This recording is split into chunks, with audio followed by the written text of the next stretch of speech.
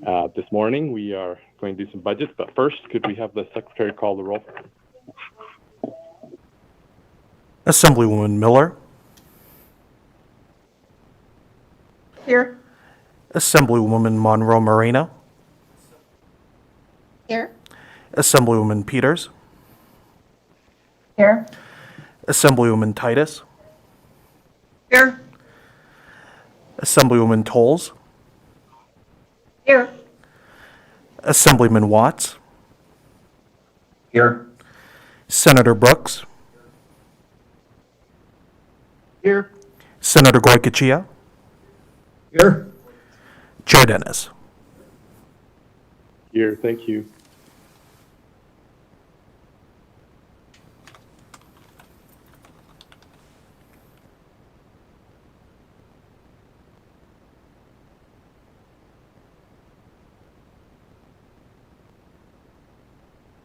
Mr. Chair, you're on mute.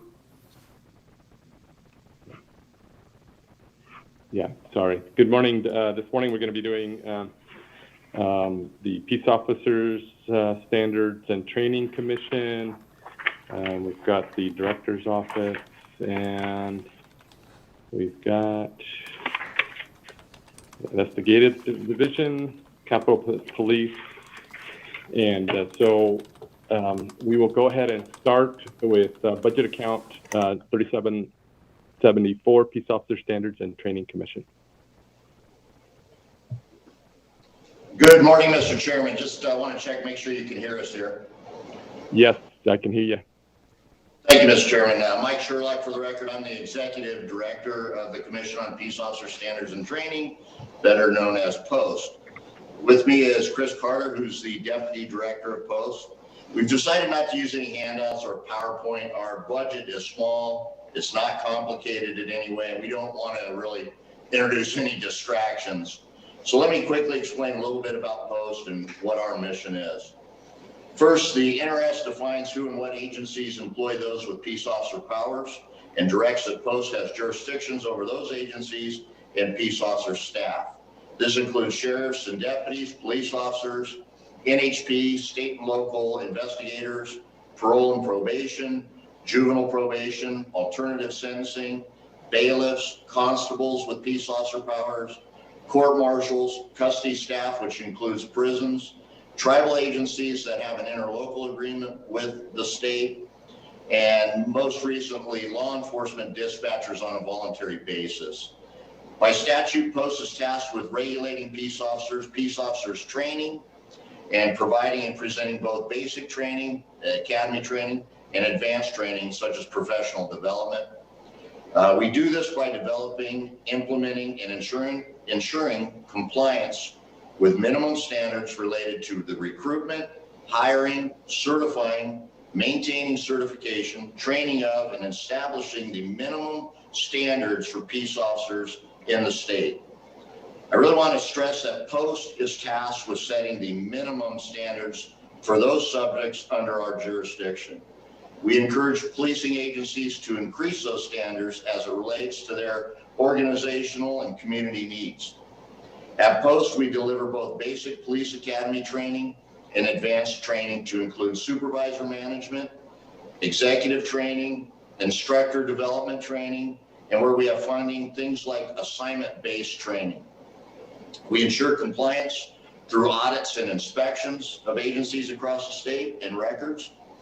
And as I'm sure you are aware, there have been a lot of attention paid to training and peace officers nationally, of course, in recent times, both politically and by the media. And Nevada, of course, is not immune to that attention, and it continues. To carry out our mandates, we are divided into two divisions. The Standards Division assists with the scheduling and planning of commission meetings, makes recommendations on NAC changes, updates and proposes new NAC development, works with LCB in codifying any new or changed NACs, ensures compliance with adopted NACs or NRSs through audits and inspections, validates certificate requests and issues certificates, reviews training for certification, compiles information and evidence for certificate revocations, makes presentations to the Commission on suspensions, revocations, and waiver requests, ensures notices are delivered regarding the suspension and revocation of peace officer certificates. This division also approves training for both private vendors and law enforcement agencies, ensures training meets minimum established standards, to include, again, both basic training programs and advanced training. The training division is tasked with providing both basic training and advanced training. On the basic training side, we present 2 17-week academies per year. Our academy can accommodate 32 cadets, and we have seen an increase in demand for the academy, and we foresee the demand to continue to increase for at least the short term. Based on industry standards, federal recommendations, and field training officer feedback, we have increased our decision-based and scenario-based curriculum and continue to strive to graduate cadets who can make lawful, moral, and ethical decisions while under stress. On the advanced training side, we provide courses in basic instructor development, background investigations, first-line supervisor, management, and executive training. In addition to that, we host training such as range instructor, taser instructor, arrest control techniques, and we have developed over 50 online courses that we deliver. In regards to our budget, I would like to remind everyone that our current budget is nearly 100% court assessment fee based, a vast majority of that, again, coming from court assessment fees. We get no general fund monies at all. Just to give you a perspective on the structure of post, 12 years ago, Post regulated and managed about 6,000 peace officers and their associated records. Today, we are approaching 18,000 active and inactive records that we manage. That's an increase of threefold. Our staff has not grown, but I'm proud to say that our staff handles that increase well. Again, thanks to their dedication. The current budget recommendation maintains status quo, though we certainly would like to see our budget expanded during the current reform posture. We also understand the limitations on revenue. With that, I would like to say, as our state grows, as people get back to work and more people drive, frankly, we expect court assessment revenue to increase, but again, that's a layman's perspective. Finally, there obviously were a couple of areas where we were hoping to increase that weren't, but again, we are quite aware of the impact the pandemic has had on revenue and the projecting of revenue. I would say, that said, we did see some areas enhanced in this budget recommendation, and I'm going to pass it over to the Deputy Director, Chris Carter, to kind of explain our enhancement units in this budget and how those are funded. We can then answer any questions you may have after that presentation. Chris? Thank you. Good morning. For the record, Chris Carter, Deputy Director, Peace Officer Standards and Training. Basically giving an overview, 2 areas this morning where we received some enhancement funding. First will be what will fall under Category 26, GL number 7073, our data records and management system. Currently, and for the last 15 years, Post has utilized 3 separate data management systems. Currently, with the advances in technology and unfortunately the difficulty in updating some of that software, these systems have become vulnerable and somewhat obsolete. Unfortunately, these systems also lack the ability to efficiently interface with each other. And because of that, each of these systems is experiencing more frequent shutdowns that could potentially result in corruption or the loss of data. As such, we've looked at a system to replace those 3 that would allow for the 3 separate systems to be combined into one. The system is currently in use by other agencies in the state of Nevada. And while this is a requested enhancement, it would eventually lead to a reduction in our maintenance cost for these systems. As the director said, with police accountability and reform being at the forefront of public concern right now, it's even more important than our ability to track training and other related areas is optimal. And I'm open for any questions on that. Great, none. We'll move on to the next area. So before you go on, when you get done with each individual one, we'll ask questions. So like when you finish with like 3774, then we'll ask questions on that budget, and then we'll go on to Thank you, sir. All right. Our next area of requested enhancement was category 05, GL number 8270. This was in our special equipment or training equipment. This was a small enhancement of about $3,500.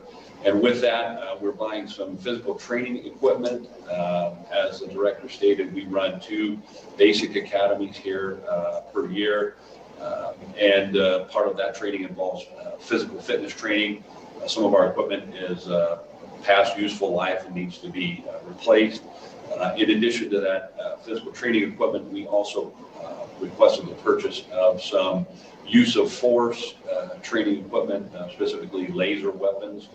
We were fortunate enough to get a Justice Assistance grant that allowed us to purchase some force training equipment that will be used to enhance officers' critical decision making, use of force training, and so a couple of different weapons that would go along and provide that system with a few more options for our trainees here at the Basic Academy.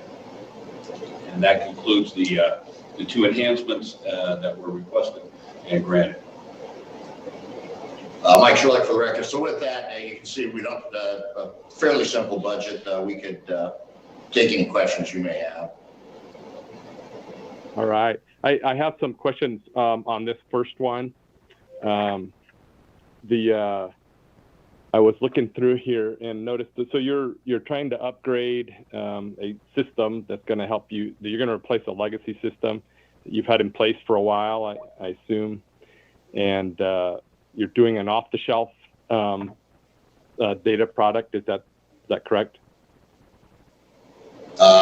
Mike Sherlock for the record. Thank you, Mr. Chairman. Yeah. So we currently use 3 separate data management programs to manage our data, and this will combine all 3. It's again, it is off the shelf, although we'll be working directly with the vendor that has created systems across the state for other entities. And so we're pretty confident that they understand how the state works and will work with us directly for that product. Great. And the other thing that I saw, besides the fact that you would be upgrading your system to a more modern system, that you're going to save a lot on the maintenance costs. Is that correct? Thank you, Mr. Chairman. Yeah, Mike Sherlock for the record. Yeah, that is correct. I think we dropped almost 50% reduction in maintenance, yearly annual maintenance on the 3 systems, dropping down to the 1 system. Yes. Okay. You kind of talked about this already. You're going to take those 3, put them into 1. Is there going to be a time saving as well, or is it mostly just an efficiency? Obviously, it's a dollar savings. But what other benefits are you getting with the consolidation of those 3 into 1? Yeah, thank you for that. Again, Mike Sherlock for the record. Oh, absolutely. So we expect obviously a big efficiency benefit with this, but it will save staff time. Currently, there's a lot of maintenance dealing with one system talking to another system, retrieving data that doesn't make the crossover, that type of thing. So this will eliminate a lot of staff time for that. Yeah, great. Thank you. And then just one clarification. You put on here that you're replacing 2 vehicles in the E711 replacement equipment for $9,000. And our information was incorrect, what we were originally given, and that you actually have $9,000 in both fiscal year 22 and 23. The question was, I think you put on there, it was $4,500 for a vehicle. Are you replacing 2 vehicles or are you replacing 4? Thank you for that, Mr. Chairman. Mike Sherlock for the record. Yeah, we often get questions on this because it is such a small amount. It is traditionally we replace 2 cars per calendar year, or I should say per year of the biennium. And so that is actually for 4 cars, but understand these are training vehicles that we use for emergency vehicle operations, that type of thing. So we are, we generally purchase things like NHP cars that are out of service. And so we get them at a reduced rate, obviously, and we're able to purchase them for about $4,500 and get the use out of them. But it is 4 cars, even though it's that small amount. Great, thank you. Senator Brooks, I believe you have a question. Thank you, Mr. Chair, and thank you for coming in this morning and all the work that you do for law enforcement in our state. My question was around federal funds. I see that it doesn't appear as if you have any federal funds projected in your budget. Are there, I would just assume for this type of activity, there would be quite a bit of federal funds available. Are there grant opportunities or federal funding opportunities that you feel like as a state we might be missing out on for post, or are they just not available? Thank you, Mr. Senator Mike Sherlock for the record. Yeah, I can tell you right now that federal grants are a big part of our ability to provide the services that we provide. We are currently were awarded about $120,000 on a federal grant where we're able to purchase some of the equipment we need and do some training that we need. We're also currently working through I think it's about $29,000 federal grant to help us implement some of the mandates from AB 236 from last session, specifically dealing with behavioral health calls for service. So we do rely on those. I think in our budget, those are pass-throughs on, in Cat 12 and 21 actually reflect the federal grants that we received currently. So yeah, it is a big part. I'd like to get more. It is a big part of what we're able to do because of those federal grants. Thank you, sir. Appreciate that. All right. Do we have any other questions on this budget? Trying to see if I missed anything. Mr. Chair. Mr. Chair. Yes. Yes. Go ahead. I think it's Assemblywoman Toles. Is that correct? Yes, Assemblywoman Titus put something in the chat before me, and then I also asked for a question, so I can defer. But you have the floor. Go ahead. Okay. Thank you. Okay. Thank you for your presentation, and thanks for all you do to train and equip our law enforcement officers to perform their duties well. So I just was curious, when we're consolidating these 3 programs, you mentioned that you're going to be working with the vendor to be able to continue to, customize, I believe, these programs for perhaps future needs. So it's good to know that it's going to lead to, it's an enhancement now, but it's going to lead to some savings down the road. But I know that there's a lot of interest in continuing to track data and in regards to law enforcement activities. Would this system, this new consolidated system, be able to be expanded to meet those new data requests now and in the future?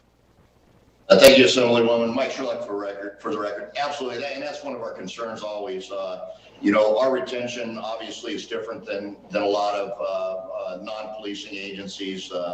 30 years beyond retirement for most peace officers, or separation, I should say. So that is always our concern. One of the advantages with this system that we had a bid on and that we're going with is they currently work with state archives where some of our records go, so we're able to interface with that much easier and pull up that data as needed. and again, maintain that data for the period that we need to. But yes, it is expandable too. That's always our concern. Our state is growing fairly fast, and traditionally, or recently, it's been growing quite quickly. So as you can see, the number of records that we maintain has grown, and we needed a system that could keep up with that growth, and this does. Excellent. Thank you. Thank you. Assemblywoman Titus. Thank you, Mr. Chair, and good to see you folks there, Mr. Sherlock. I have a couple questions, actually. It looks like you've mentioned how your numbers have expanded as far as agencies asking for you to help them out with their training. And then I want to follow along with Senator Brooks's question regarding federal funds. And then you mentioned, sir, AB 236. And one of the frustrations that I have, having been in this body for quite a while, is that we ask agencies to do more, but then we don't fund that. And so it looks like you're pretty bare bones there. Might even be in the basement. I always worry about the whole system that you have out there if folks don't know, you're over there at the near the Stewart Indian School. And I'm wondering about your, are you able to keep up with just the logistics of the size of it? Do you have enough space to do what we've asked you to do? And again, with that AB 236, and we asked you to put some sensitivity training, and we have requirements regarding certain, chokeholds and some of those other requirements. Did you have to hire extra people to make that happen? And if so, how do you fund that? And are you able to get more federal grants for those type of programs? I'm just worried that we continue to put more on you without supporting you. Well, thank you for that, Assemblywoman. Mike Sherlock for the record. Yeah, it's always our concern, as you know, and I think one of the hurdles that we have to jump quite often is I don't think people really understand what and how we do what we do. So we're always anxious to maybe educate the legislature on some of this. Some of the bills that come through obviously don't meet the threshold for us to enter a fiscal note or fiscal impact just because of the structure of the bill. I would say that that is part of our issue sometimes, that legislature doesn't understand that when there are some of these training mandates, and although we have very large agencies across the state that do develop their own training, the rurals and the large agencies look to us when those mandates are passed to create that curriculum or that training, and it is a concern where we don't have the funding to, bring in the experts that we need to develop that curriculum. But that said, I think we do a pretty good job at meeting that demand. As far as being out here at Stewart, I think this is a good location for us. I know the buildings are old, but I think Buildings and Grounds does a pretty good job, and we have the room for right now for the academies that we present and the training that we present. And frankly, we do get some federal grants. I think we're looking at different ways to make ourselves more eligible for federal grants. There's some statute structures that hold us back a little bit on federal grants, but we just received $120,000, something like that. So we do get the grants. As far as AB 236, we did get a small grant to put together the infrastructure for a behavioral health response team grant program. And we've hired a person that we think is pretty adept at working that and working with the communities and behavioral health professionals and creating that program. Now, obviously, the grant program itself has not been funded, and we'll look at ways to fund that. But at least we'll have the infrastructure if we do find the money for those. And so we work on it.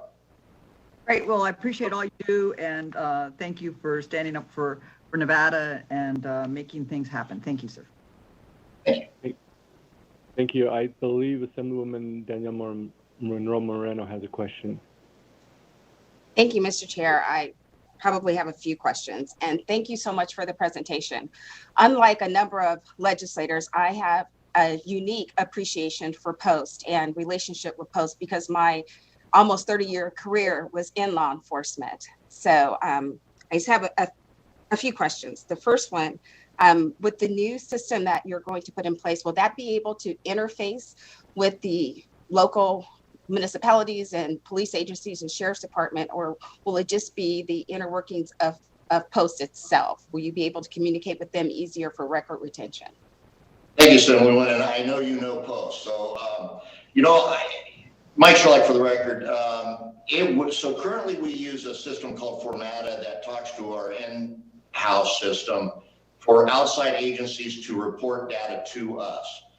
This new system is web-based. It'll be much easier for agencies, policing agencies to interface with Post. So the system will be both internal and external through a web-based program for them to report it without a third party that we're currently doing now. And so they'll be directly, agency will be able to directly communicate that data to Post without a third party. So we're excited about that. And I think that's a big step forward for us. I would agree with you. That is a big step forward. And you had mentioned with AB 236, you were able to get a grant.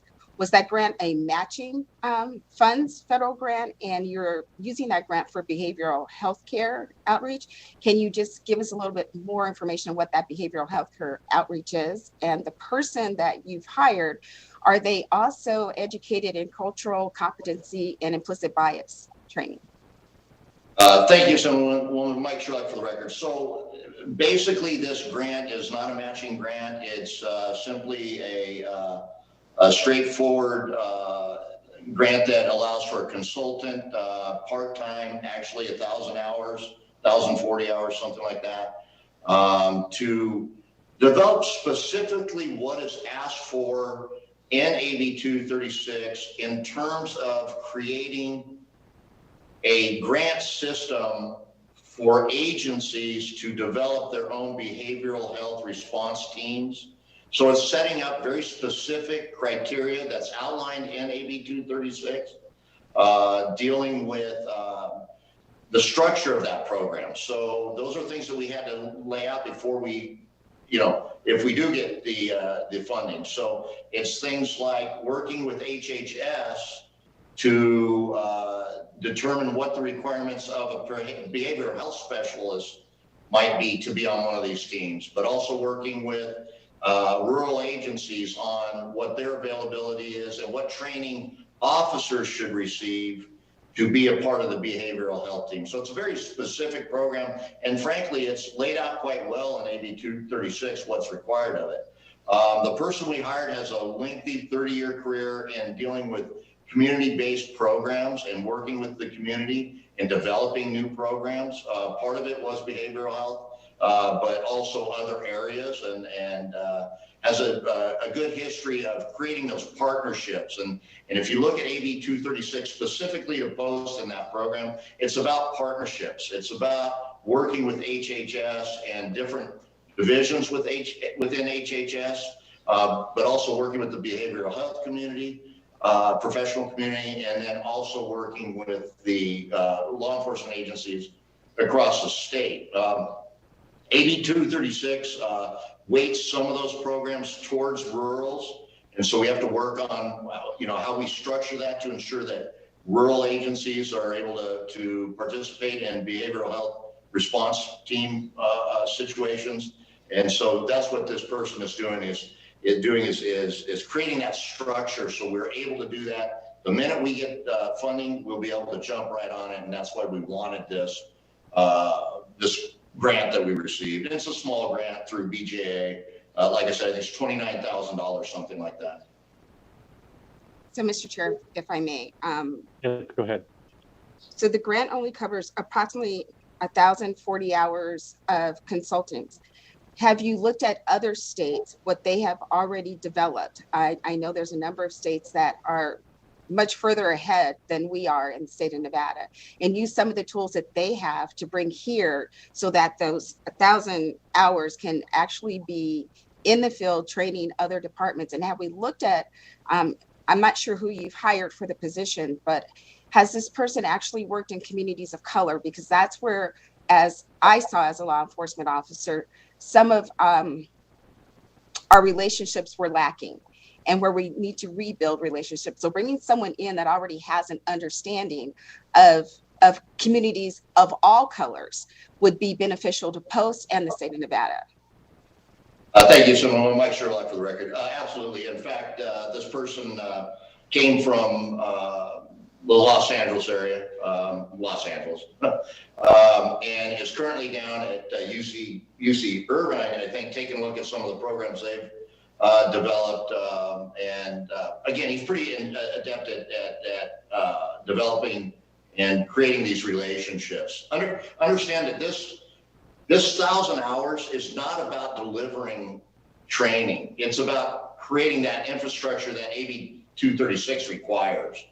So he's basically putting together I hate to keep using the word, but the infrastructure so we can award grants once we have that funding. So really, this is truly implementing the specific language of AB 236 for the behavioral health response team program. And that's what he's doing.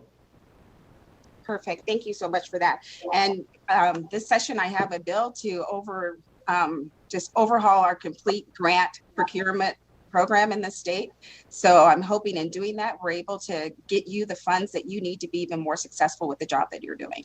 So thank you. Thank you so much. I mean, we are excited about being able to implement some more of this with the funding. Sure. Thank you. Do we have any other questions? Okay. We're going to move on then to the next budget, which would be the 4706.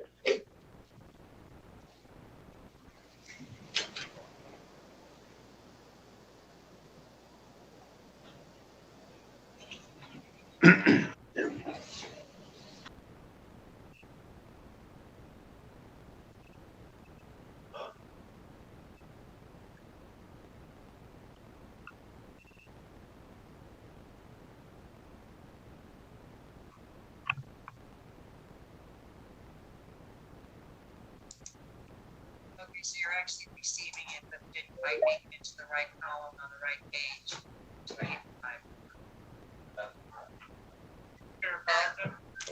Good morning, this is Sherry Brigham. Can you hear me? Yes, we can hear you. Okay, and I have to apologize. I am signed into 2 meetings right now, and I'm trying to get the volume down on the second. And I may just move it away. It's just not working for me. So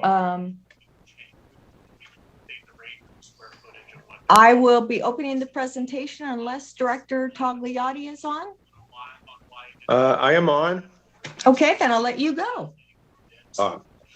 Mr. Chairman, members of the committee, George Togliatti for the record. I want to thank you for the opportunity this morning to make our presentation, and I'd like to thank our team. We're going to be addressing the Director's Office, also the Investigative Division, better known as NDI, which is 3743, and then Capitol Police 4727. Interesting times at best, and the challenges before us over the next biennium are certainly, I wouldn't say monumental, but I think we're going to have to manage a little smarter and spend our budgets a little wiser. So with that, I want to thank my team for putting a pretty good presentation together, which I think you'll find informative, and we're available for any questions. We do have that other meeting, and I apologize, between my Moderna shot and this other meeting, I didn't get over here fast enough. So, but Sherry, you ready to go?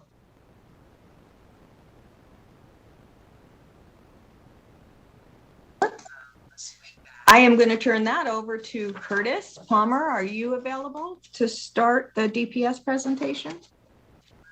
Thank you, Director, Deputy Director, and thank you, Chair Dennis and committee for allowing us to present to you today. And Kim Smith will be handling our presentation for us. So Kim, the next slide, please. Thank you. So public safety provides services to protect citizens and visitors within the state. It's a partnership working in areas of prevention, preparedness, response, recovery, education, and enforcement. Indeed, our vision is to be a unified, multidisciplined, total force organization that preserves public safety and to be known for being proactive and responsive in our capabilities. Of course, our motto is dedication, pride, and service. Our org chart represents the department leadership. In total, we'll only be hearing for a few of these budgets today, but just wanted to let you know what our leadership looks like, and we've provided faces to put with some of the names that you may be seeing throughout session this time. So with respect to the Director's Office budget account 4706, the Director's Office establishes policy for the department, general direction over operations. We have centralized evidence functions. We have 3 evidence vaults throughout the state. A human resources component with recruitment and selection, workplace safety, employee management, and relations.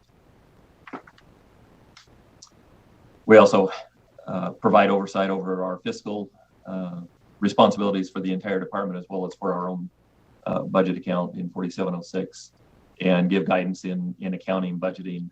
We have a time keeping payroll section, contracts management in the Director's Office, as well as public records request, and try to facilitate that throughout the entire department.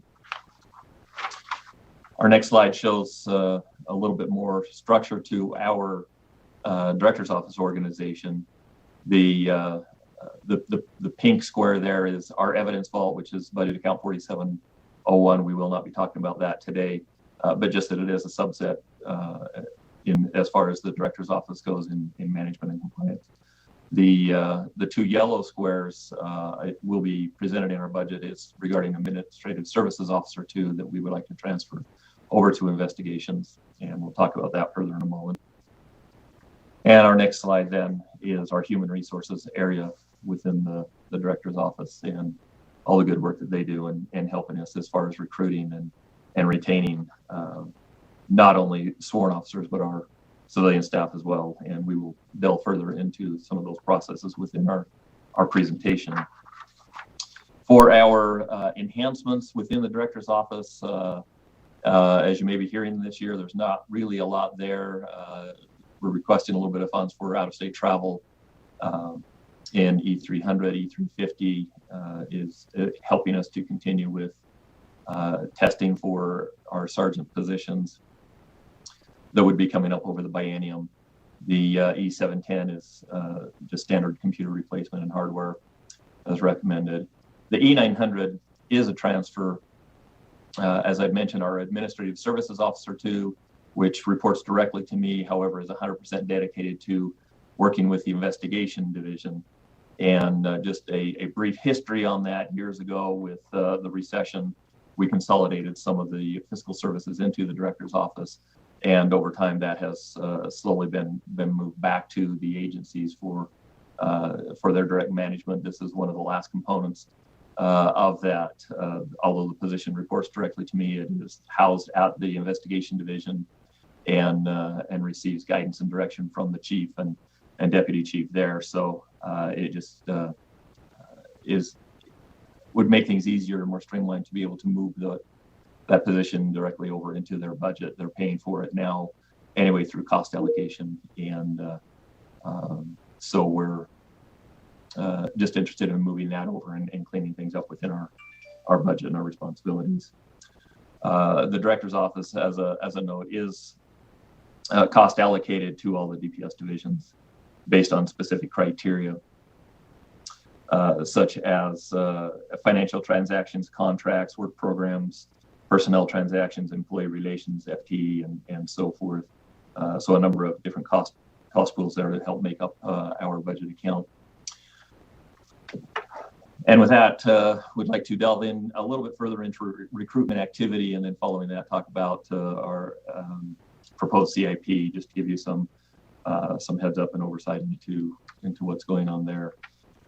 Chris, this is Sherry Brigham. I'll take over for the recruitment activity. Yes, Deputy Director, please. And then you may be needed on the CIPs. Thank you. Hello, Sherry Brigham for the record. And I did want to talk to you about our recruitment activity, since that is paramount to the department right now.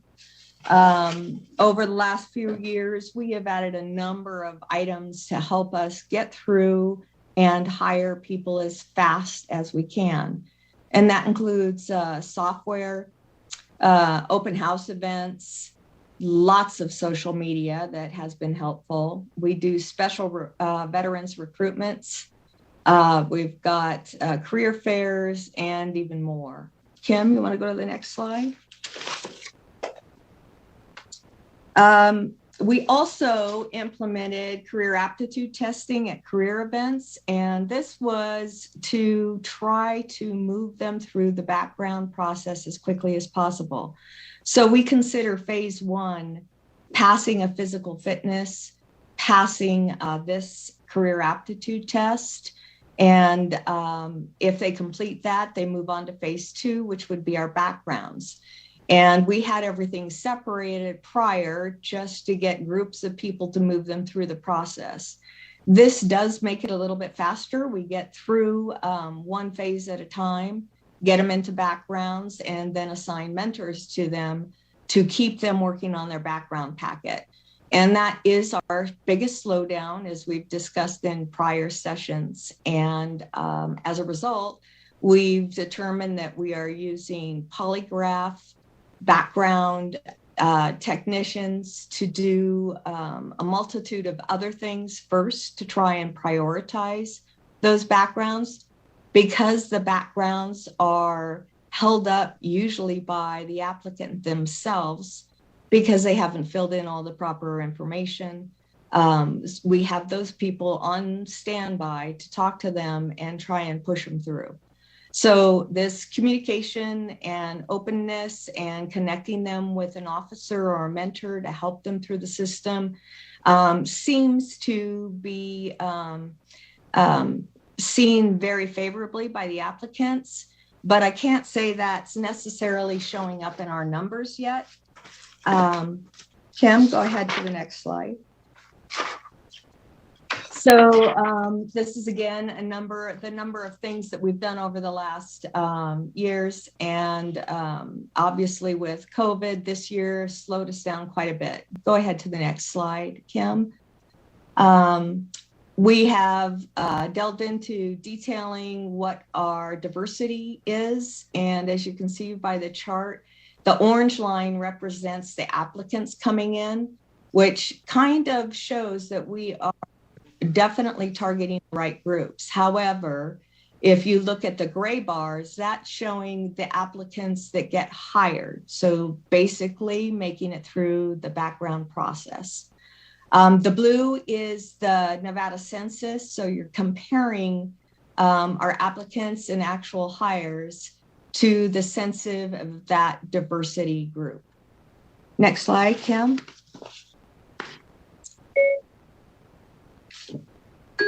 Sorry. This is discussing the impacts we have with our vacancies, which I'll go over in a few minutes. We have had quite a bit of difficulties spreading our staff across the state to backfill the vacancies. And as a result, we've got most highways are not even covered on graveyards, so we have to rely on call outs. Sick calls can't be backfilled.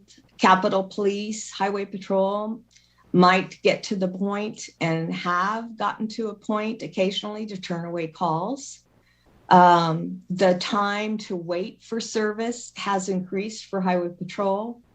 Parole and probation officers, you'll hear that later, have difficulty managing caseloads because they are so outside and larger than the budgeted caseload due to vacancies. And of course, we've got the morale and officer burnout.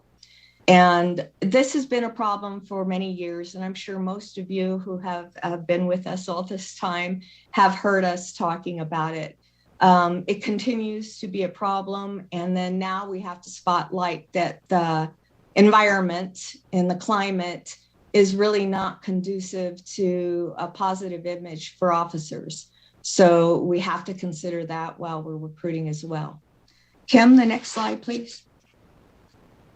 So this has been our turnover. 2017, we were hiring 128 cadets and losing 110. So at least we were hiring more than we lost. By 2018, it went the other way. So now we can't hire enough, as many as we've lost.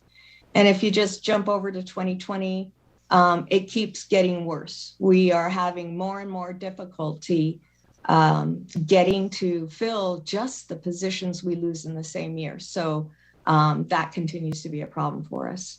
Slide. And so we anticipated your next question might be, well, why are they leaving? Number one reason still is retirement. And we have a whole generation of officers that are leaving. Many of them have reached 25 years or the 20 different cap for their age. And they leave because it doesn't make financial sense to stay in as an officer. Their pay is so much lower, where they can go out and get private positions and make so much more to supplement their retirement. And in many cases, their retirement check net is better than their regular work check, especially when you throw in things like furlough and the higher cost of PERS. The increase to fire and sworn is significant over the years, and having that taken out of their check leaves them with a very, very low bottom line. The second most reason is that of better pay if we combine that and joining the locals. So our local partners of law enforcement make significantly more, and I will show you that, I believe, on the next slide, Kim. Yes.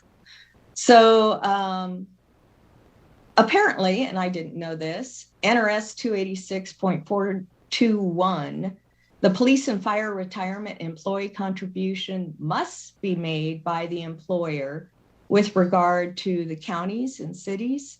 But when it comes to the state of Nevada, that requirement is excluded. And as a result, when people are trying to do comparisons, it makes it difficult to show how far off the state is compared to the local law enforcement agencies. So this chart was information that was gathered this year by, I believe, the Department of Human Resources. And it's showing us net the PERS. So without PERS and just talking about baseline pay, we are not discussing any incentive pays, anything else, just baseline pay.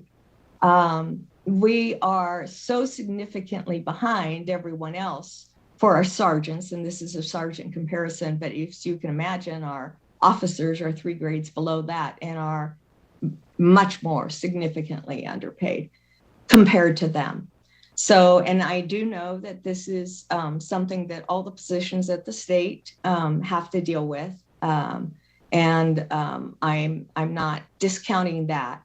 However, these are officers, and as we know, lives are at risk, and we need to consider the ramifications of their pay versus retaining them. Slide. We're going to move into the lab headquarters, but I wanted to hear because I have my whole recruitment team on tap, just in case any questions came up that I might miss with regard to recruitment. Do you legislators or committee members, I'm sorry, and chair, have any questions at this time? So we're going to have some questions. Did you finish the whole 4706 budget? No, I will move on then. Yeah, just keep going and then we'll ask our questions. All righty, thank you. And Curtis, I believe you were taking over at this point. if you're still online. Thank you, Deputy Director. Within the request of the governor's recommended budget is a DPS headquarters and state lab CIP. So we just wanted to touch on that briefly. The request is $640,000 for programming and conceptual design. And the proposal is for a state toxicology lab in addition to a state lab, or excuse me, a DPS headquarters office complex. And the focus is really on the state lab portion of that conceptual design and programming because there is an essential need for state agencies with respect to public safety and the safety of the residents. There is a demand for the toxicology analysis. There is a substantial delay already in our state law cases, court cases, and so forth with backlog. And moreover, the legalization of recreational cannabis has contributed to the prevalence of impaired driving based on experiences from other jurisdictions that will continue to increase.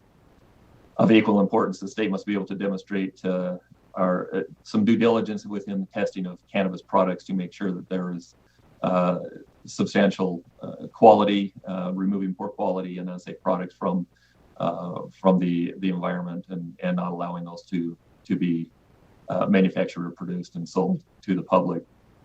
And so, of course, that is a priority with the state. With respect to a state laboratory, the Office of Traffic Safety has worked with the Traffic Injury Research Foundation and produced a study. And as pictured there on the screen, and there is a link, or at least the address, to the Office of Traffic Safety website where that full report can be viewed.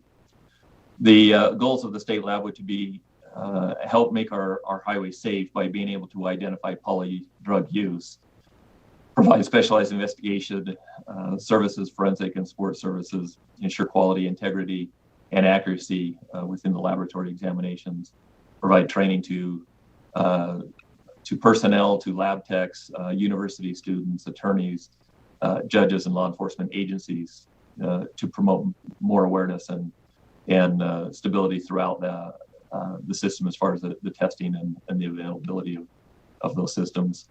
Provide alcohol breath testing technical assistance and allow us to continue to fulfill the obligations within NRS 484C 620 to 630.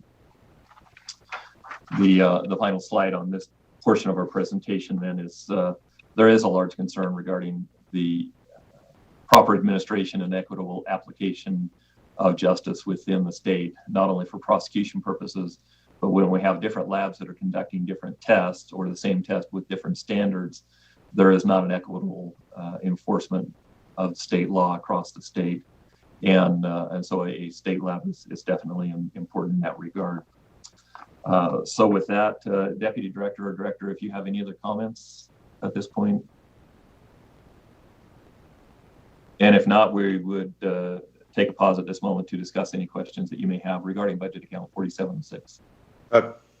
George Tagliati for the record. We're available for, I'm sure there'll be some questions regarding the state lab and the timing of same. So we're here for any questions. Thank you. And actually, the lab, it sounds like you're presenting that over in the CIP subcommittee. But you know, if members have some questions, we can ask those. But specifically, we have some specific questions concerning the director's office, and I'm going to ask Assemblywoman Miller if she would start us off. Yes, thank you, Chair, and thank you for the presentation. I have a number of questions, so I'm going to ask them in a very brief way, and if you could just, respond in a very brief, concise way, because I also have a feeling that other members, as Chair indicated, will have additional questions as well.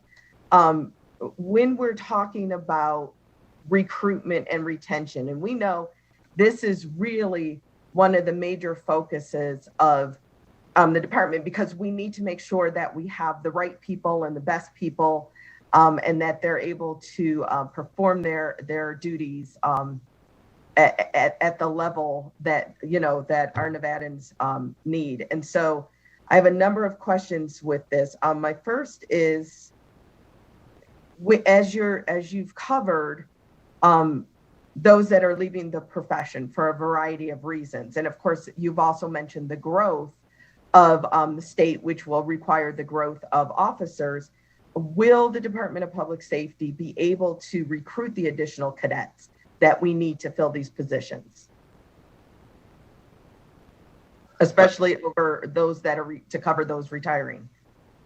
For the record, this is Sherry Brigham, Deputy Director for the Department of Public Safety. And without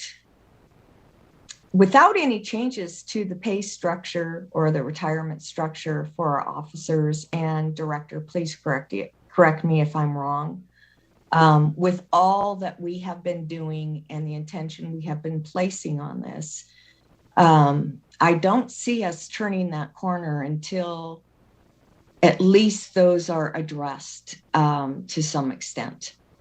So no, I don't see that happening unless we can address the issue of pay parity with local law enforcement. Okay, so you meant, I'm sorry, go ahead. This is George Tagliati, Director for the record.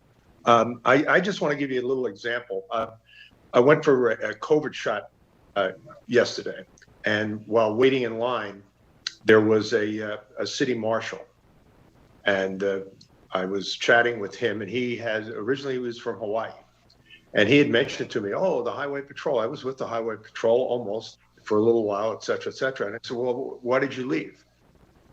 And he said, well, I got my first paycheck, and I looked and saw what the net amount is compared to what other people's net amount is, and which I'm sure he's alluding to the PERS deduction. And I realized that it wasn't worth it for me to stay. And he says, the other interesting thing was when I was recruited, they asked me, had I applied for any other agencies? And I had told them at that point in time, I was already in background with the Highway Patrol. So they said, okay, we'll fast track you. And the bottom line is, and this has been a situation, it was around a long time ago when I first was Director of Public Safety under Governor Gwynn.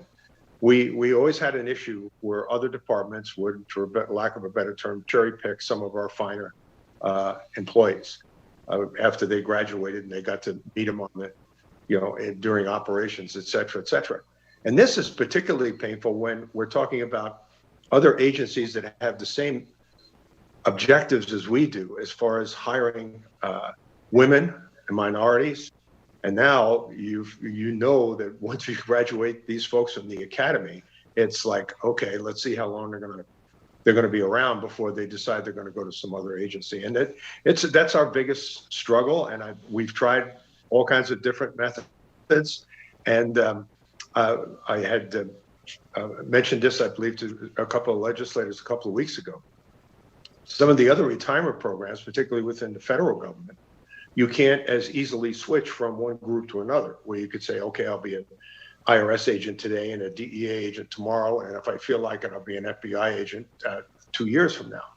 Here, with our PERS system, you can jump pretty well from pillar to post, and it will affect your paycheck. So that's part of our struggle. We realize this is the worst of the worst times to be bringing it up, but I think it's important that we at least acknowledge it. The fact that that's probably one of our biggest challenges. I've had the opportunity to go before a think tank back in Washington, which is being paid by the federal government, I might add, and one of the major priorities, if not the first, a close second, is recruitment and retention throughout the country. Because on top of this, we also have the atmosphere right now where who wants to be a police officer? Why would I want to go and do that? So when you blend that with the fact that you could make more down the street, make more around the corner, you can see the challenges. And we've tried to enhance it in a number of ways. I won't get into weeds with you on some of it, but to try to remain competitive with other agencies. We're smaller, we're better. Our esprit de corps is better. We're not in media with problems that other departments may have, rah, rah, rah. But at the end of the day, it's going to remain our number one challenge. And I appreciate that. And I actually love to get in the weeds. So I am going to ask you some deeper questions about recruitment and retention. And I guess the first one would be based on the numbers of the applicants, because again, let's start there with the applicants. So after all the recruitment efforts, we have the number of applicants. And according to your presentation, in 2019, there was almost 3,000. Last year, even with COVID, there was still over 2,000. And so how many of those are actually, how many go from application to actual to the academy? Because I'm trying to understand where the actual gaps are in filling the positions. So can you first speak there? Sherry, do we have that? Yeah. In general, yes. We have on many occasions looked into that in terms of how many applications does it take to fill an academy. And our number used to be 100 to 5. We have not done any recent analysis into determining that, but based on our numbers, it's obvious that it's probably not even that. Mavis, I know you're online. Can you help me with this question? Has it changed much in the last couple of years? And don't forget to unmute. And if Mavis is not available, how about Kara or Jose? Terry, I am on. There you go. Thank you. Good morning. For the record, so this is Mavis Affle, HR Manager for DP. Sherry, you are absolutely correct. We do not have recent numbers. And so we are relying on those numbers indicating that it took about 100 applicants to get 5 candidates to attend the academy. It's just the dropout during different phases of the process. The background investigation is one of major dropout segments of the process. And then when we move through the background investigation and we get to phase 2, which includes the medical assessment, psychological evaluation, we also have a major issue with people not passing the polygraph examination. So those are 2 of our biggest areas.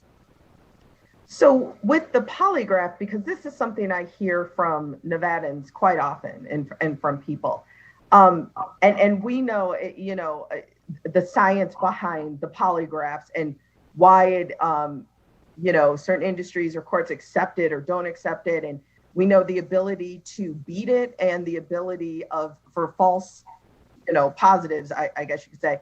I'm wondering, because again, the polygraph, why is that still being used if that is something that you're indicating as something that is blocking our applicants from proceeding further? The polygraph most certainly is not an indicator of future, when I think of law enforcement, it's not an indicator of, excessive force if they will use it. It's not an indicator of how they'll respond to trauma. It's not an indicator of whether or not they'll skim off the top of a bust. I mean, so why are we using it? And have we done studies to show in dollars and hours what the polygraph is costing us? Because if that's one of the areas where we're losing, again, when I'm looking at almost 3,000 applicants, and I understand we fill out applications for multiple reasons. I understand that. We change our mind. We've sent out hundreds. I get that. But if we see that, another thing I saw in the presentation was Aptitude Test. And I think that, if someone's already taken the step to say, I would like to be an officer, then I'm curious why we're still doing an aptitude test. Aptitude tests are usually to show people, hey, you could be successful in some of these areas. Not, I've already decided I want to be in these areas. So again, do we know how many hours and applicants and time we're losing because of the polygraph? Let me butt in here, George Tagliati for the record. I think one of the issues that we have to really take a strong look at is the value of the polygraph. And I'd be the first one to tell you that, it could, you can't use it in courts, et cetera, et cetera. I get that. But at the same time, it's a double-edged sword because we're also looking right now throughout the entire country as far as integrity of the police departments, integrity of the officers. What are their backgrounds? Actually, when I alluded to that think tank that I would be participating in, one of the questions came up out of nowhere that just said, should we expand the polygraph to get into somebody's, or attempt to get into somebody's background regarding any bigotry, any basic issues that they may have that would cause them to have a propensity for violence or to be prejudiced against other people. And that's really tough because again, the polygraph is it is what it is. It's not 100% certain. So there is kind of a balance there. I think our main purpose, and correct me if I'm wrong, Mavis, I believe our main purpose with the polygraph, because we're starting to look at this, is to address use of drugs, were you ever arrested, et cetera, the pretty basic things within their background that would exclude them from being police officers. And I think Mike, in fact, I've got the name of the two behavioral professionals, not psychiatrists, but psychoanalysts or whatever. And I had gotten that because I want to reach out to them with this study in DC to determine what they get an interview in the employment process. And can they determine, or what do they think the idea is trying to look and see if somebody has that propensity for violence, or if they have a situation where they have, they may have some hidden issues with other people and being able to function as a police officer in a society where we're heading in a direction where we have to be more user-friendly. We have to be more engaged with the community rather than having these adverse relationships. So can you use the polygraph for that? Boy, to me, we got a long way to go as far as research before we could do that, but that's kind of even what they're talking about now. I don't know if that's helpful or not. But I do have some information. I'm sorry, Sherry Brigham, for the record. We are required by statute to use the polygraph. I believe it's a polygraph or is it writing, Mavis? Or Pat Conway may be online by now. He's our expert. But it is required by statute that we must have the polygraph. And I would agree, 5 years ago, if you had asked me, I would have said, absolutely. If we could toss that thing, no problem. But integrity now is an issue.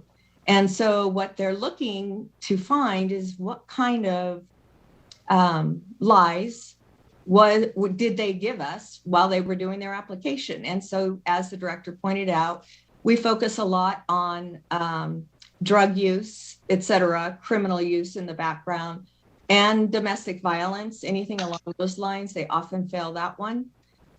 So until that's changed, we have to, by law, do the polygraph. And the test, as you mentioned, aptitude, and maybe aptitude isn't really the test it is.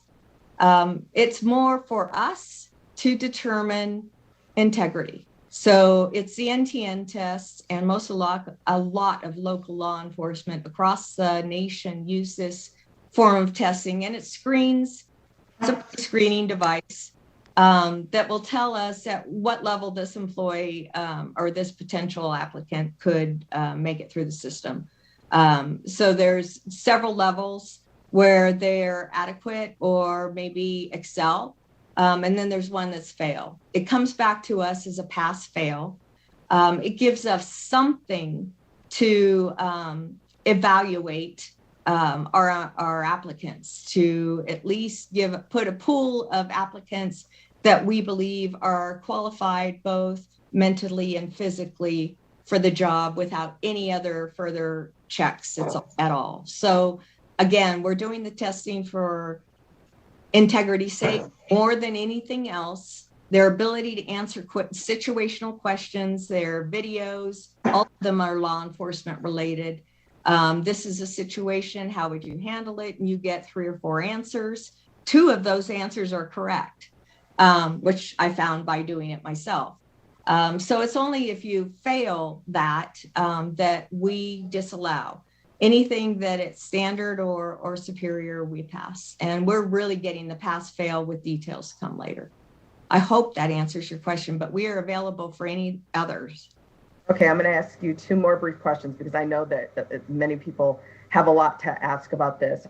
You mentioned about getting them through the process. And so in your numbers, according to your presentation, it's like 18.6% are either, I think you said 12.8 are failing the academy, and then 5.8% are not making it through the probationary period. And then on another slide, when you were talking, the discussion was around diversity recruitment and, who's applying and how many are hiring. And it looked like from the bar graph that half of the Black applicants were not making it through. So what is happening? Because in any industry or field, if we were losing almost 20% just through the probationary and the academy, and yet you're trying to apply the things that are already happening as if they're effective. So then what's happening? Why are we losing 20% before we even finish probation? Oh, I'm not muted. Sherry Brigham for the record. To answer that question, I would need to know much more. I could not tell you by diversity classification why one group might fail one thing or another. The only study that we have been participating or have done is that with women, which again is another diversity group I didn't even name. We are the worst there. So we have been targeting that group in terms of trying to, because it's usually physical fitness that they lose out on, to do more training and development prior to them testing for it. Mavis, do you have any idea, or Jose or Kara, why the Black group of diversity may fail at a higher rate than another group? I don't think I have that answer, but I'll bet I could get it. Okay, thank you. I definitely would appreciate that. And please make sure that comes through the committee. Agreed. Okay, thank you so much. Thank you, Senator Miller. I believe Senator Goicoechea has a question.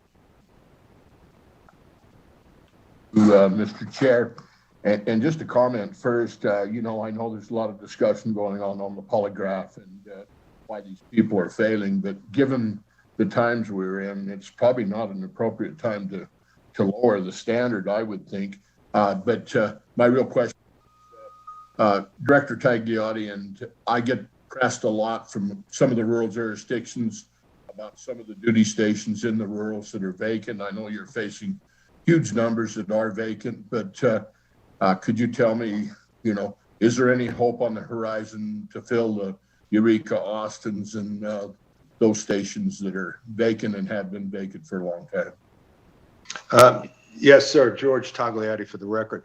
One of the things we've done recently within the last year was discontinued our recruitment effort, or say refocused our recruitment effort within the state. Before, there was more emphasis in job fairs in, say, in Los Angeles, San Diego, et cetera.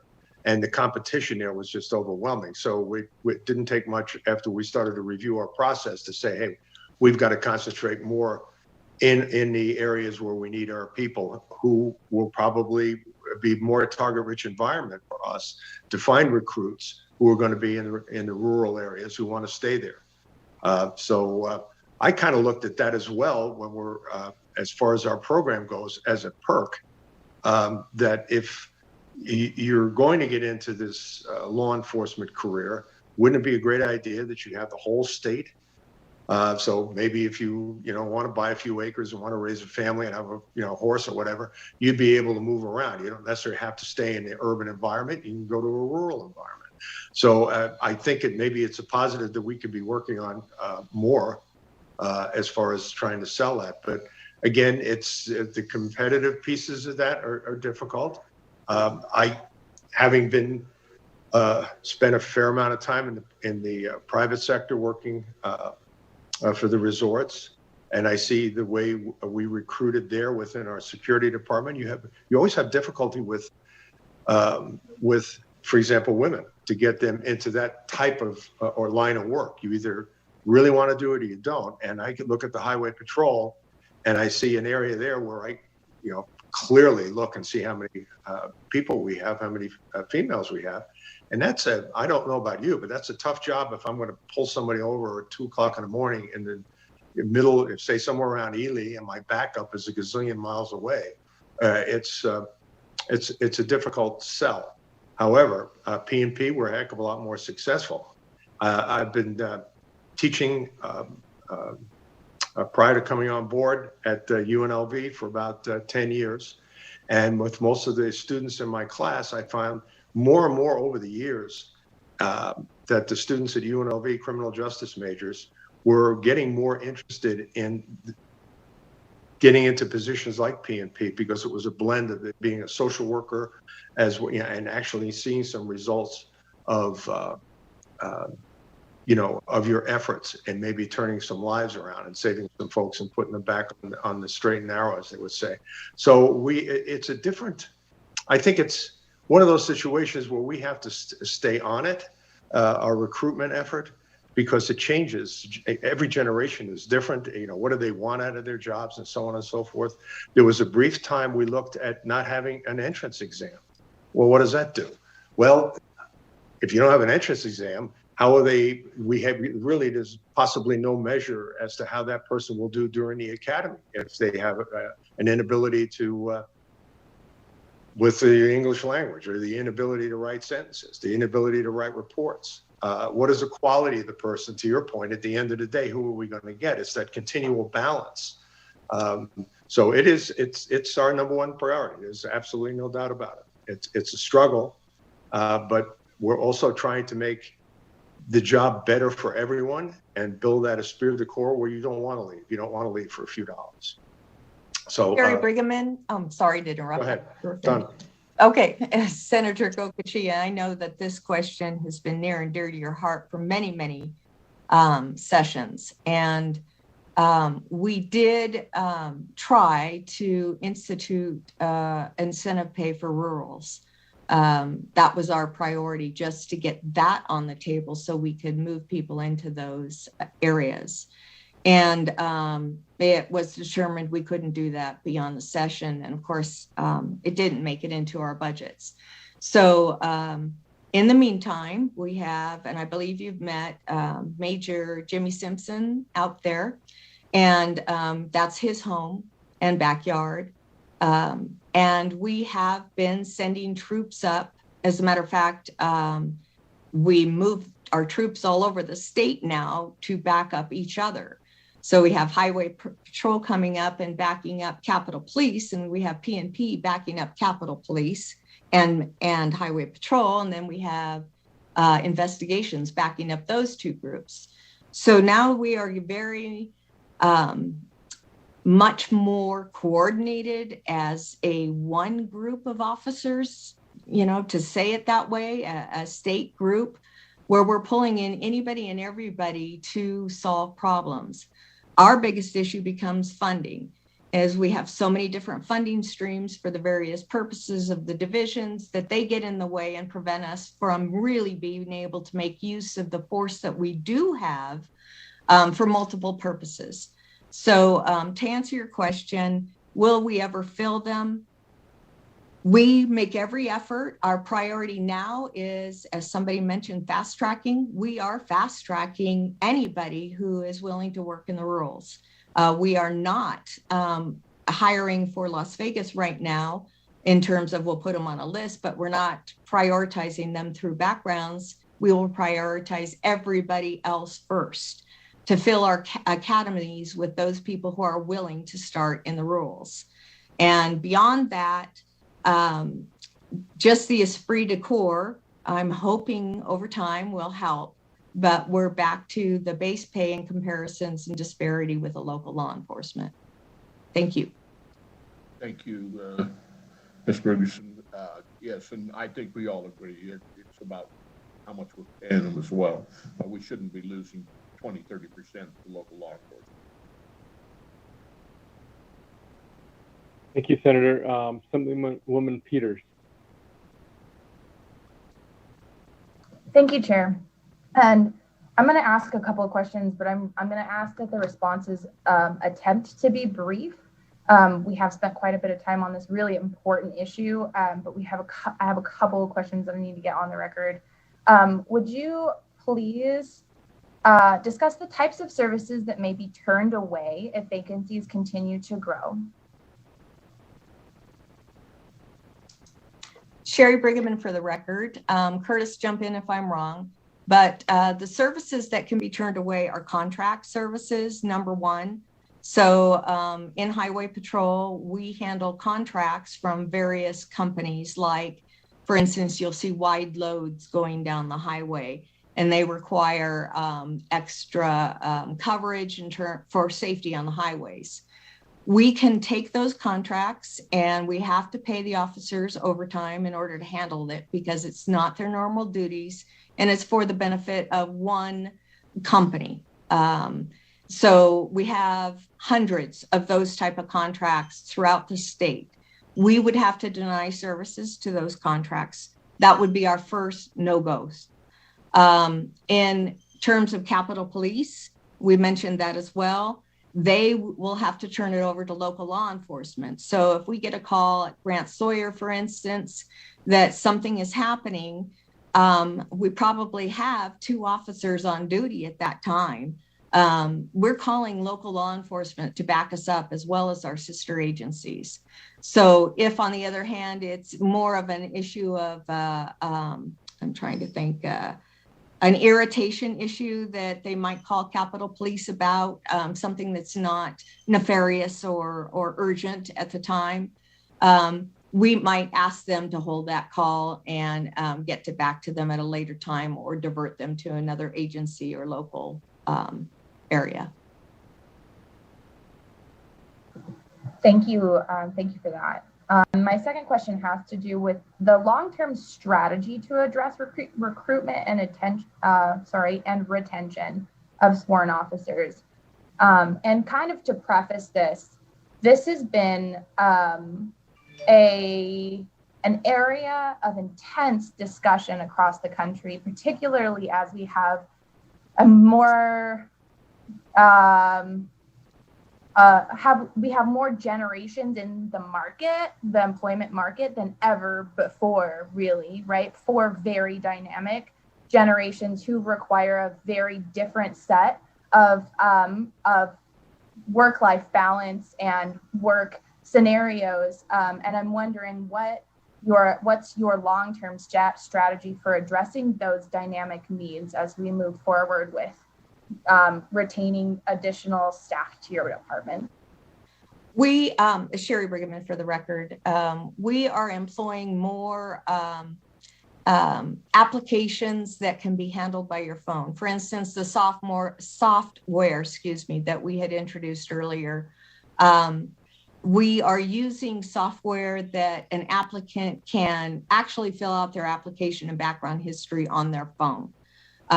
We use within the department a lot of phone applications for instance, I was hearing about one that is in use in Highway Patrol, and I'm sorry I don't have the name for you, that the supervisors use to assign contracts. So we have X amount of contracts available. Who wants a contract? That goes out on this application. Any employee could put it on their phone to get this notification that there is a contract available, and are you interested? And the first person who commits to it gets it, but then they're kind of frozen for 2 or 3 periods of time. So as the contract continues to come up, other people have an opportunity to get those contracts. So from a technology standpoint, we are striving to stay on top of it, to have the best, the greatest, the latest. And we probably do that better in Highway Patrol than any of the other divisions, because the funding is highway funds and not as restrictive as the other funding is. So with that, we try and develop this I can't even come up with a name, but we're trying to attract and retain the younger folks, but they are so mobile. They're not the ones who are going to stay for 10 years. They see a job as here and gone. It's a job.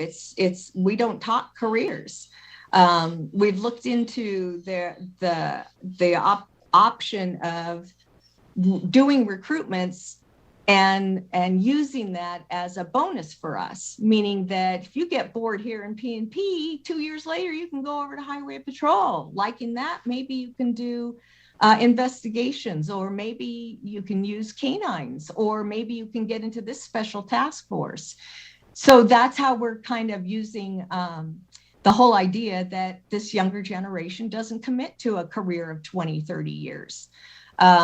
Which brings us back to pay again, because they're paying for PERS and they're not thinking PERS. They're not thinking long-term. They're thinking now and the next couple of years. So we are working on developing. Do we have a long-term strategy in keeping those younger folks engaged? That is our strategy right now, but of course it is impacted by funding. So I'd say that kind of half and half, yes and no to your question. Kind of a follow-up to that question. Well, directly a follow-up to that question. So when folks leave, I imagine that you're doing an exit interview to talk about why they left, and you're getting feedback that varies between just the pay's not enough for my family, I'm needing to move to elsewhere, or whatever.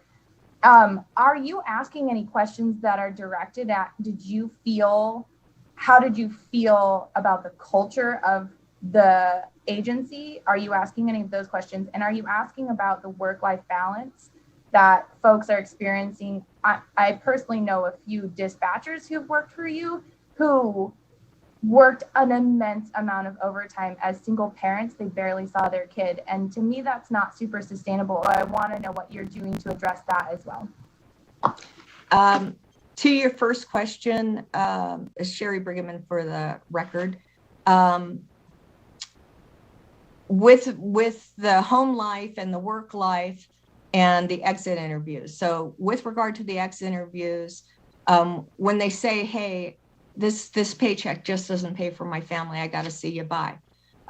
They also say to us, I love public safety. If it weren't for the pay, I would never leave. And I'd have to say that a number of people do come back. It's just, what they're getting at the other agency or local law enforcement agency isn't the family that they left, because we truly are indeed a family, a long-term family. But they will say, and always preface that, I'm sorry, it's the paycheck. I need the money. I can't support my kids, et cetera, et cetera. With regard to the second question, I'm already losing it. Managing time and family. You are absolutely right. Our dispatchers go through the same kind of turnover. In fact, it's very high. It's a highly stressful job, and they work an incredible amount of overtime. And again, most cases that overtime is not required but requested. They'll take the hours, and I believe we are almost ready to start an academy for our dispatchers, as we have 50 applicants that we're moving forward. And in their case, being heard is very important. The dispatchers are often looped into administrative support, and they're nothing at all like administrative support. So being part of their group means being part of law enforcement, and they're equally important in terms of sharing information and communicating. So making more of an effort to link those two with regard to policies, difficult times. We had a dispatcher who was dealing with an urgent incident at the time, and she knew some of the players, and it was emotionally difficult for her. We want to make sure that they get the same type of help we would offer to all of our officers. And you hit on another topic, which is the mental, physical distress just by working a number of hours in a day. They have a very high suicide rate, very high divorce rate. Not our officers, but officers across the nation. And we've had many seminars that I've attended as well, where this is part and parcel to law enforcement, and that we really have to stress the physical fitness and getting away from the job and taking the days off. And I hate to keep coming back to this because it keeps harping. We can only do that to such a point where they're taking the overtime because they can't afford to work here otherwise.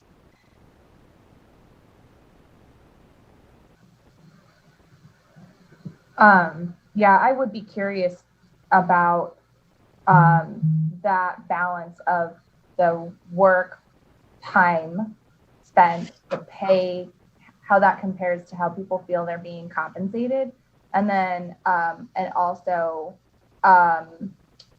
whether people would feel better about the pay if they were just working less hours. I know particularly from my generation, and I am a millennial, those excess hours are just too much for our work-life balance. Mm-hmm. I have one last question for you. And it has to do with the first part of the question that I asked that I think got lost in the rest of my question, but I'm really curious about how you guys are reviewing the input you get related to the cultural experience of your employees and how that relates to your post-recruitment review process. So do you look at like, why are people interested and then not interested, you know? So if you could address those two real briefly if possible. Thank you. This is Sherry Brigham for the record. I think what's important to note is that given the changes and the changing priorities there are in law enforcement day to day, and all that we have dealt with in this last year, over a year ago, I started sitting in with my recruitment team weekly. So we every week sit down together, and in this case over the phone or on Teams, and discuss the issues that we have had and what's going on this week.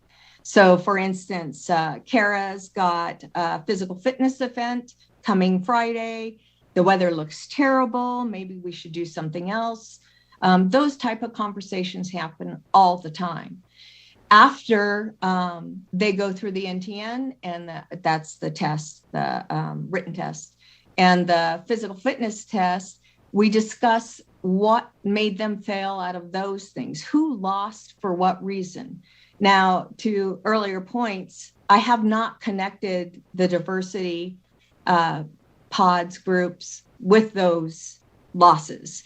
And we can and we will look into getting more information for you. But in terms of what you're asking for, if you're talking about raw data, no, I don't have it.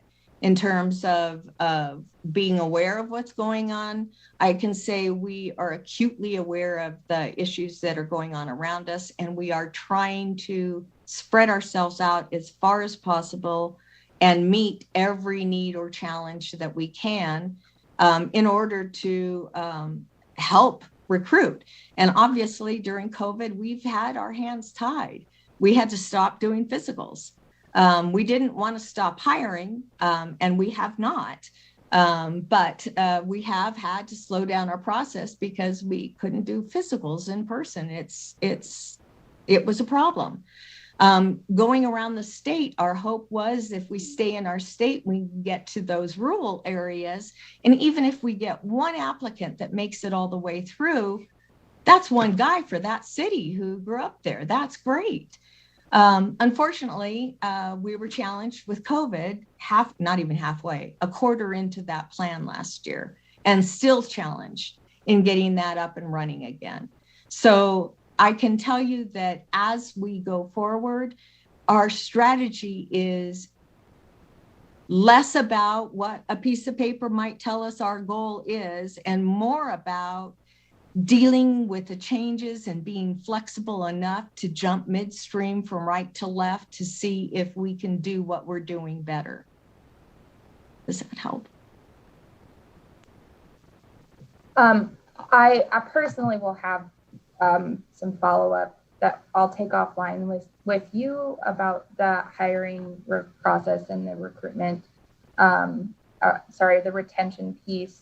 But thank you for talking about all of these issues. It's really an important conversation to be having in these public spaces right now. And I look forward to addressing these issues and more as we move forward. Thank you. I believe Assemblywoman Toles has a question.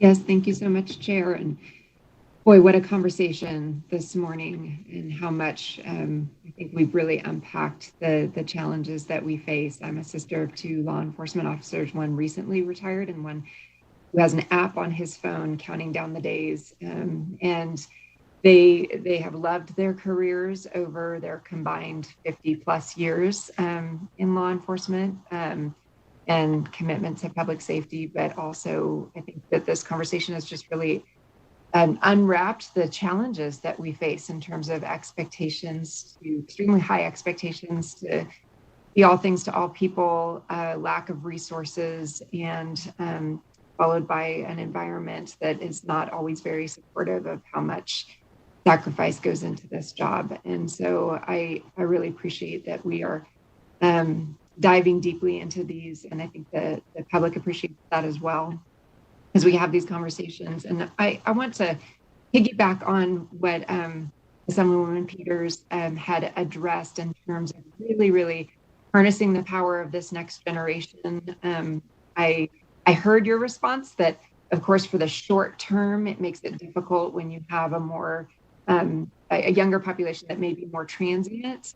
But in the long term, that generational investment is so important. And so, and we know that community engagement, outreach helps to reduce those barriers of misperception about what all law enforcement does. And so I'm wondering, what are you doing in the K through 12 space?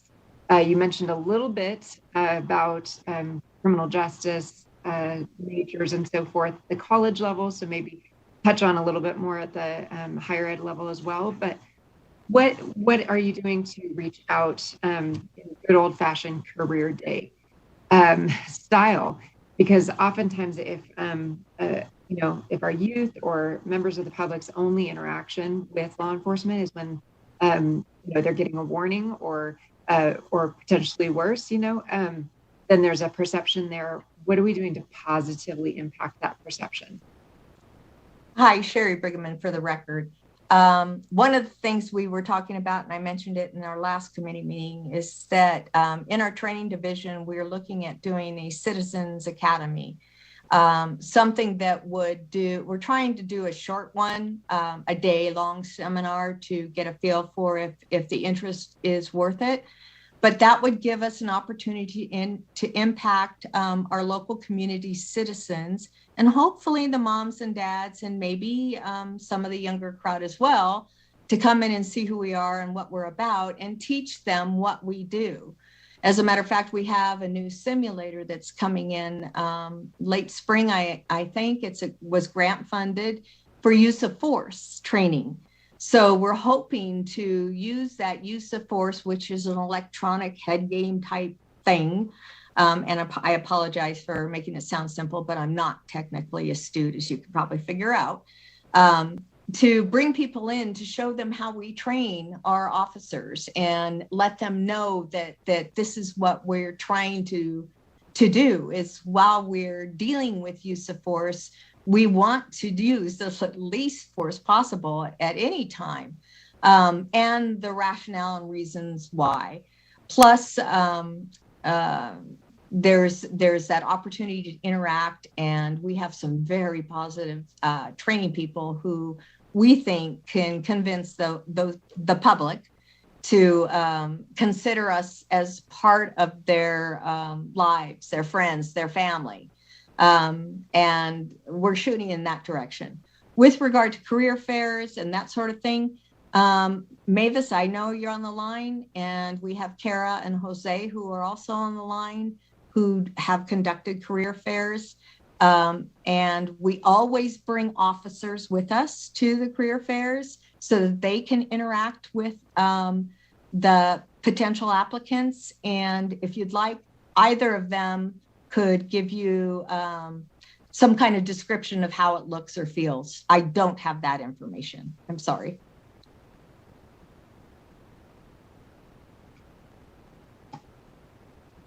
Okay. Well, Sorry, are they available to answer that question? This is Jose Villa, Human Resources Analyst. Thank you for the time. As far as our job fairs, we used to have face-to-face job fairs with our communities, colleges, even in the military bases. Now we're doing virtual job fairs, and we're trying that out to make sure we reach out to all the people who are graduating or members of the military. And our testing locations, we not only have officers there that answer questions, but anytime anyone who's interested in the community that are there, we're always letting them know we have opportunities for employment. So we're always reaching out to our communities. Mr. Chair, just two more quick follow-ups. Yeah, we need to definitely quick, and we need the quick responses because we've got to move on to the other budget. So go ahead.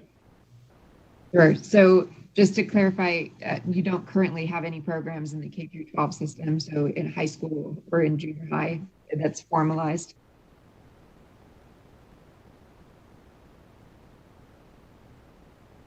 I'm sorry, this is Sherry Brigham for the record. Actually, we do a lot. And I could do a whole presentation for you of what our PIOs do for us.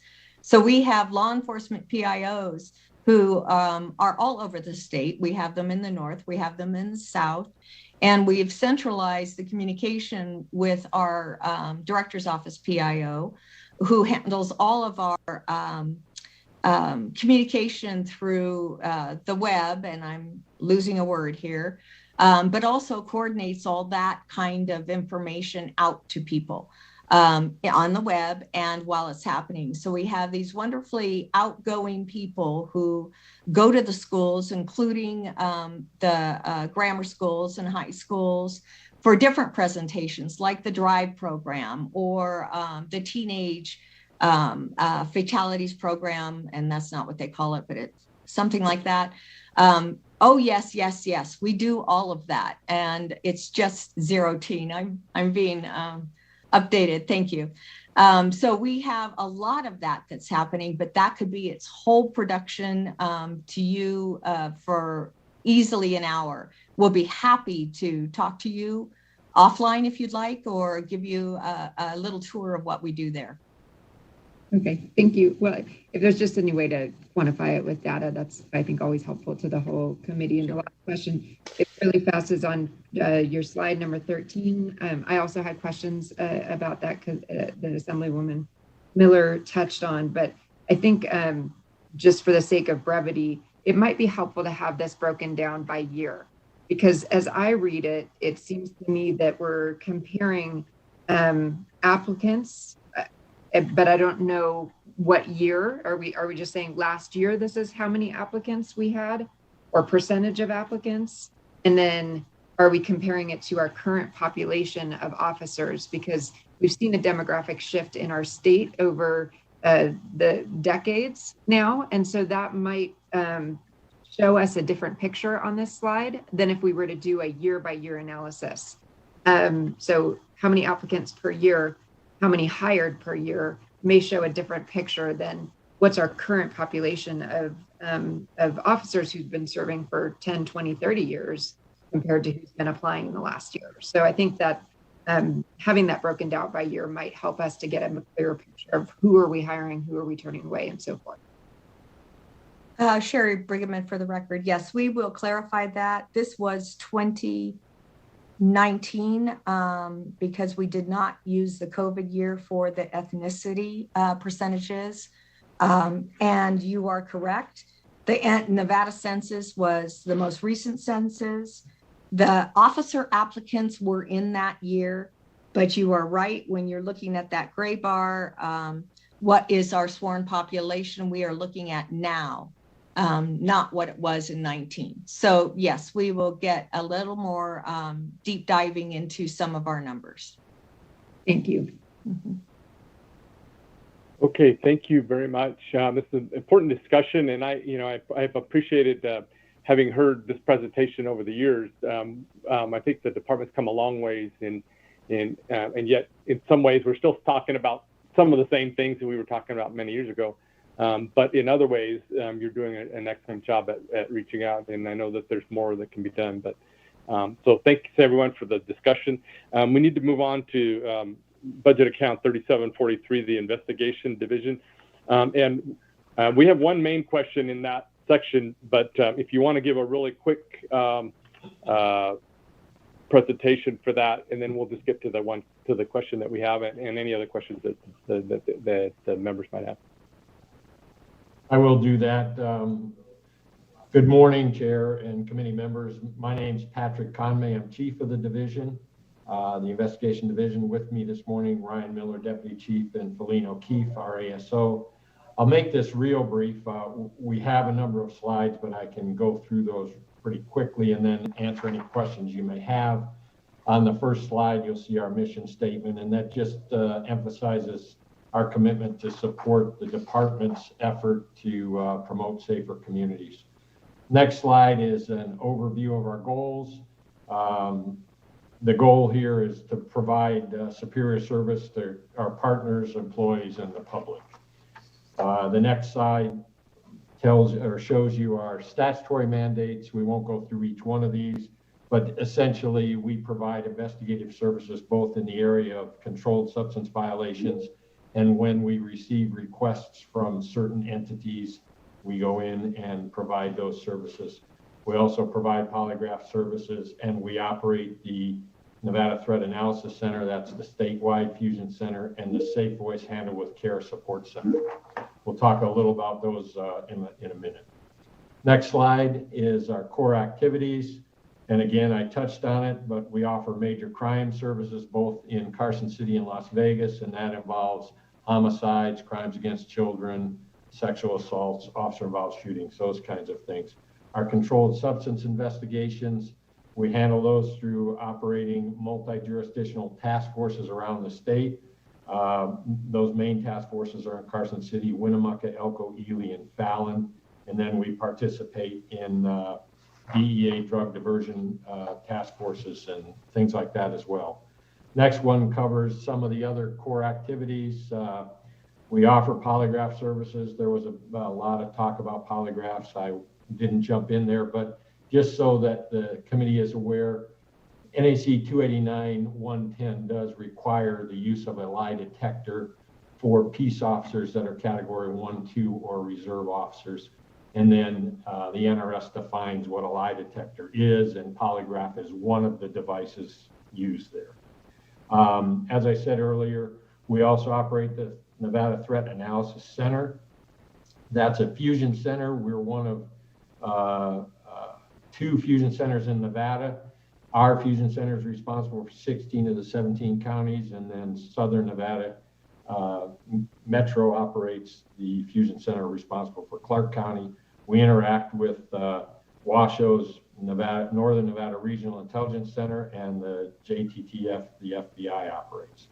And then lastly, very briefly on the Safe Voice Handle with Care Support Center. I have some slides later, so I'll go into that in more detail here in a minute. Next slide is just a breakdown of our authorized PCNs.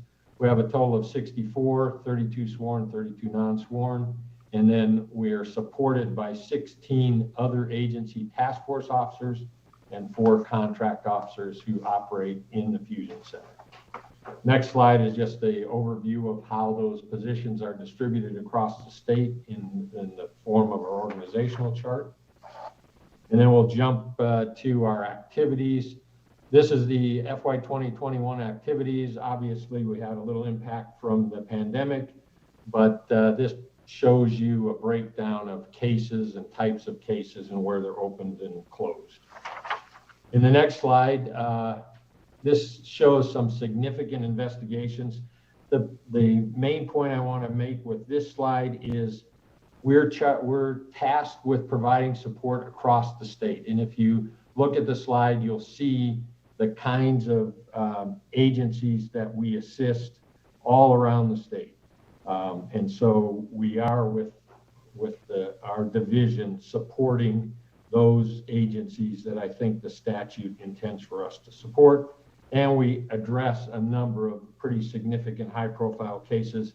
I'd point out even in this biennium, we were the primary investigative agency in the murder of one of our own in White Pine, or in Lincoln County, I guess it was, or White Pine County.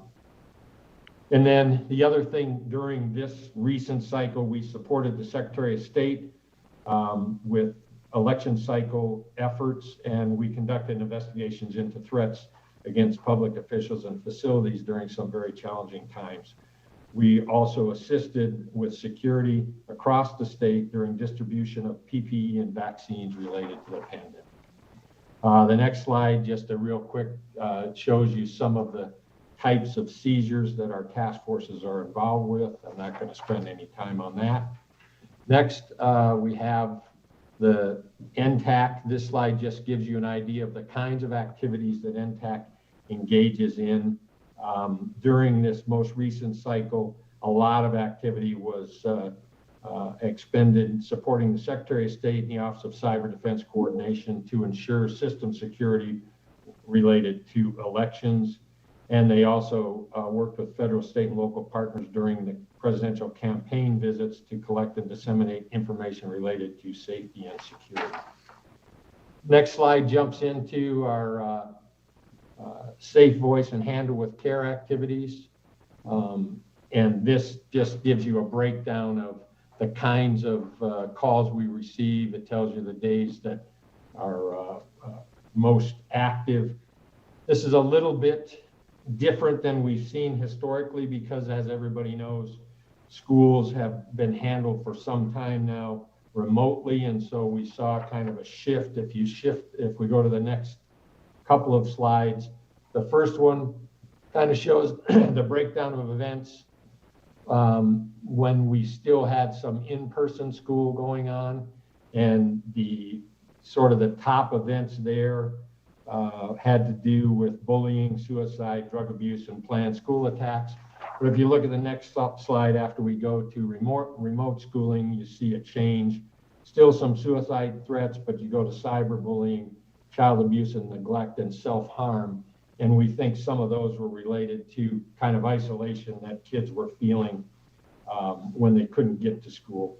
And then jump to the next one very quickly. I want to point out that as budget was being put together, staff discovered a budgeting error, and so we are submitting a budget amendment to address that error.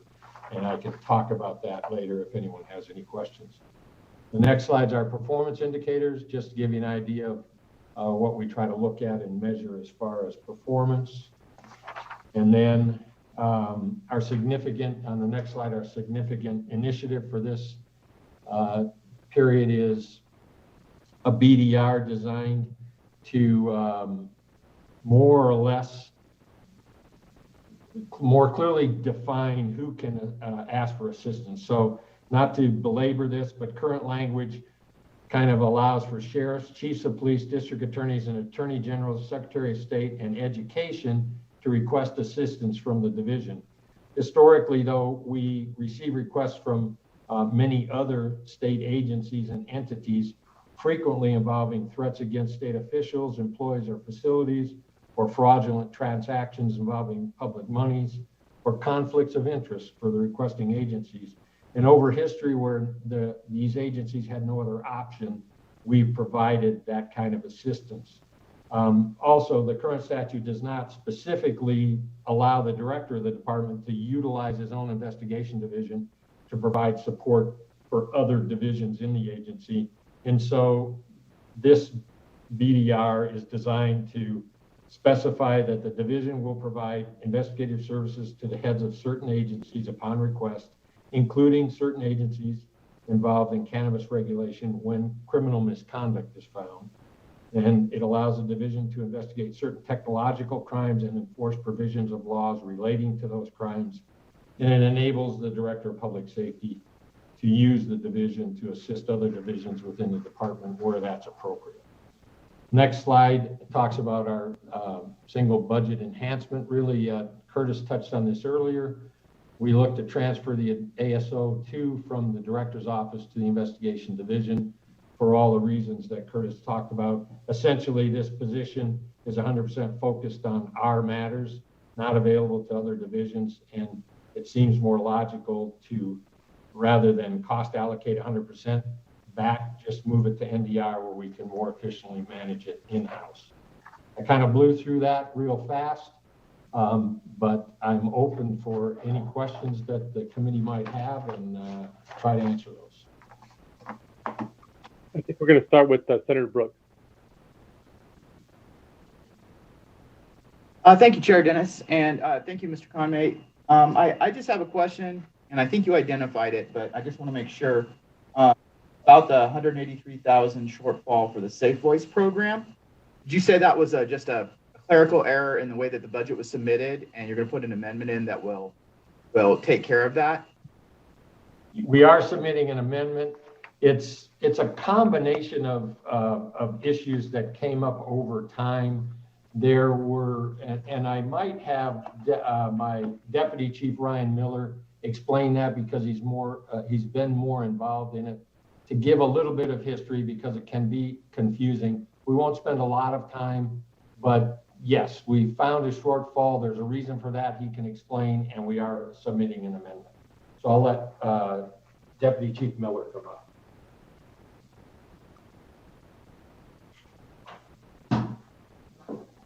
Good morning, Deputy Chief Ryan Miller for the Investigation Division. Thank you for the question. Yeah, I know you guys are we're pressed for time a little bit, but yeah, many of these positions, the first positions were funded via a sub-grant from a research entity that received a grant related to the Safe Voice program in Nevada from the National Institute of Justice. Long story short is eventually that grant is going to expire, and it's been kind of on the horizon for at least the last legislative cycle and this cycle. Luckily, we were able to get an extension on the grant, and it allowed us to cover some of those positions that we didn't have funding for outside of that grant during the last session. But this going into this one, that grant looks like it's going to expire, although we're trying to see if we can get another extension, which then creates some problems for those 4 positions. We do have other positions, approximately 8 that are funded through tobacco settlement funds, but it doesn't appear that those are an option to fund those 4 positions. I mean, that's a very simplified explanation. It's a little more in depth, but that's the shortest version I can get. Thank you. So it doesn't sound like you necessarily have a solution just yet on how to continue that fund and make up that shortfall. That's correct. Again, Ryan Miller for the record. That's correct. We're looking at a number of different things, and I know that fiscal is working hard with the applicable parties to try to figure out a solution.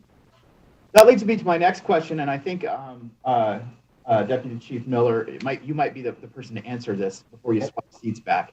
And that's about just the FY 2022 shortfall in general, and then the PIRE grant funds. It looks as if there's unobligated PIRE grant funds. And can those be used for your FY 2022 shortfall? But also, could those be used towards all of the Safe Voice program? Are they segregated in any way? And how can that be moved? Yeah, again, the original grant from PIRE was only for the 4 positions. That's the money that was in that was for for those 4 positions, and then some related, I guess, equipment and operational expenses.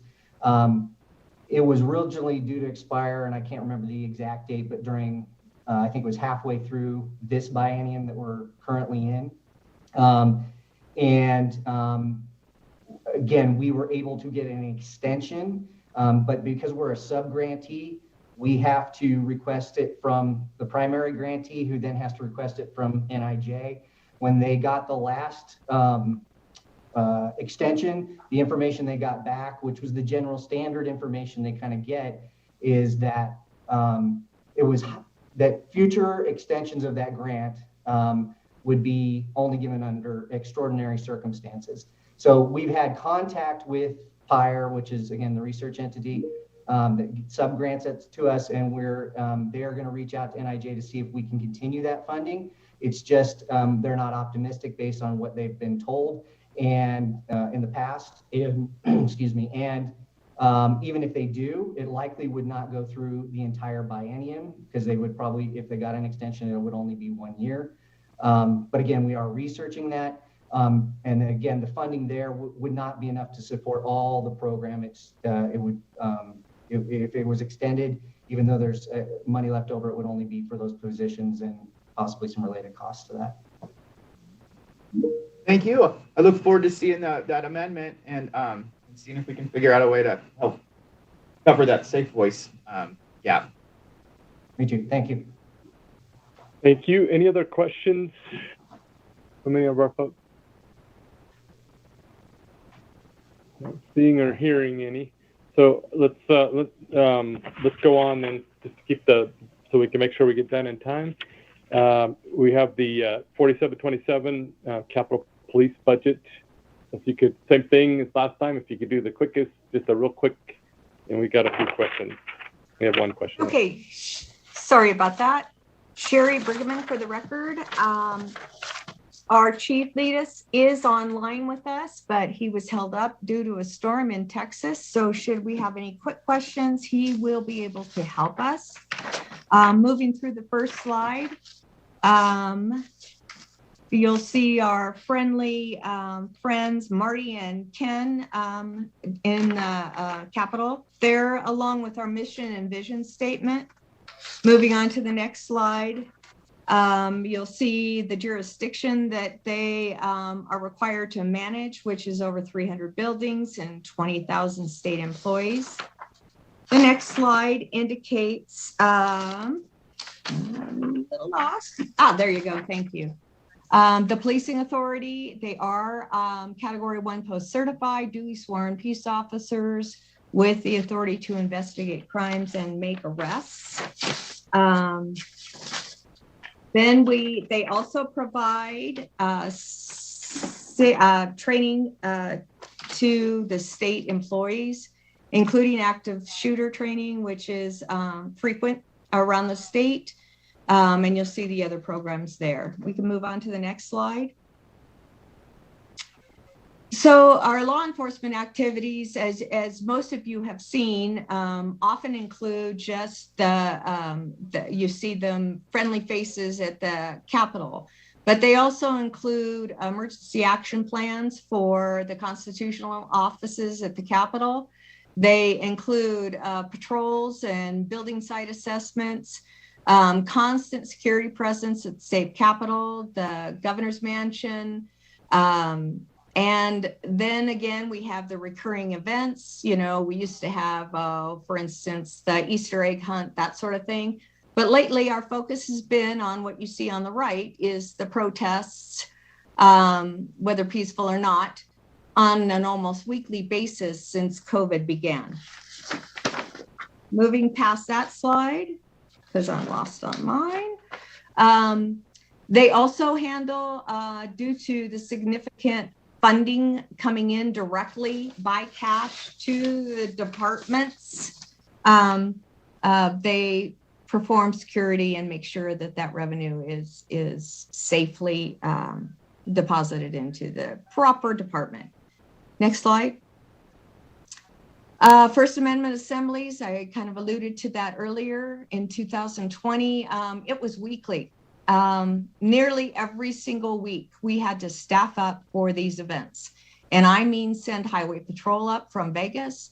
I mean bring in parole and probation officers, bring in investigations, bring in our local law enforcement. Thank God, Sheriff Furlong and the wonderful sheriffs in the Carson City Sheriff's Department have been very, very helpful and supportive. We have a great relationship, but it's taken all of our forces to secure the Capitol.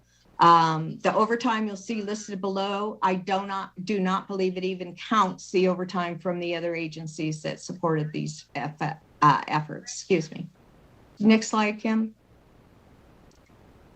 Here's a picture I wanted to show where, again, you see Marty and Ken, top left corner, and that's what you're used to seeing when you see Capitol Police. I wanted you to see the other picture, the one right there in the middle. That is one of our Capitol Police officers. So they're not always dressed and relaxed and greeting. They also have to perform other duties like guard the Capitol and our other institutions, as well as the governor's mansion, amidst this very difficult climate. Next slide. Here you have our organizational chart, and I am only going to spend a little bit of time on this to point out that we have very few live bodies in our positions today. So we have three types of positions. The first type is the permanent positions that we're used to seeing. And all those that are gray indicate vacant positions. And they are on that chart on the top half as vacant positions. You'll notice that some have notice given. Those will be vacant very soon. And because of the lack of people we have in Highway Patrol and our other divisions, and Capitol Police being underpaid even compared to her sister divisions, and that was not able to be fixed during the biennium. So they have transferred for the most part either out or away into the other divisions or into Highway Patrol. So as a result, we are using Highway Patrol staff to supplement our Capitol Police staff, and we will be billing buildings and grounds for reimbursement of the highway fund. The second type are contract security. Long ago, we have been harping about the disparity from Capitol Police for some time. So we had to move to contract security for fixed posts, usually on the weekend and late at night. And at the bottom of the chart, you'll see our temporary folks. We've had these temporary positions in place since, it's been about 10 years now. And it is very helpful where we can take long retired officers past the 2-year mark and bring them back on a part-time temporary basis where they're only allowed to work up to 1,039 hours a year. But then we have our DPS officers' experience. They know the requirements, and they're able to help us in supporting the Capitol Police. But even so, in this day and age, we do not have enough of them to support our officers.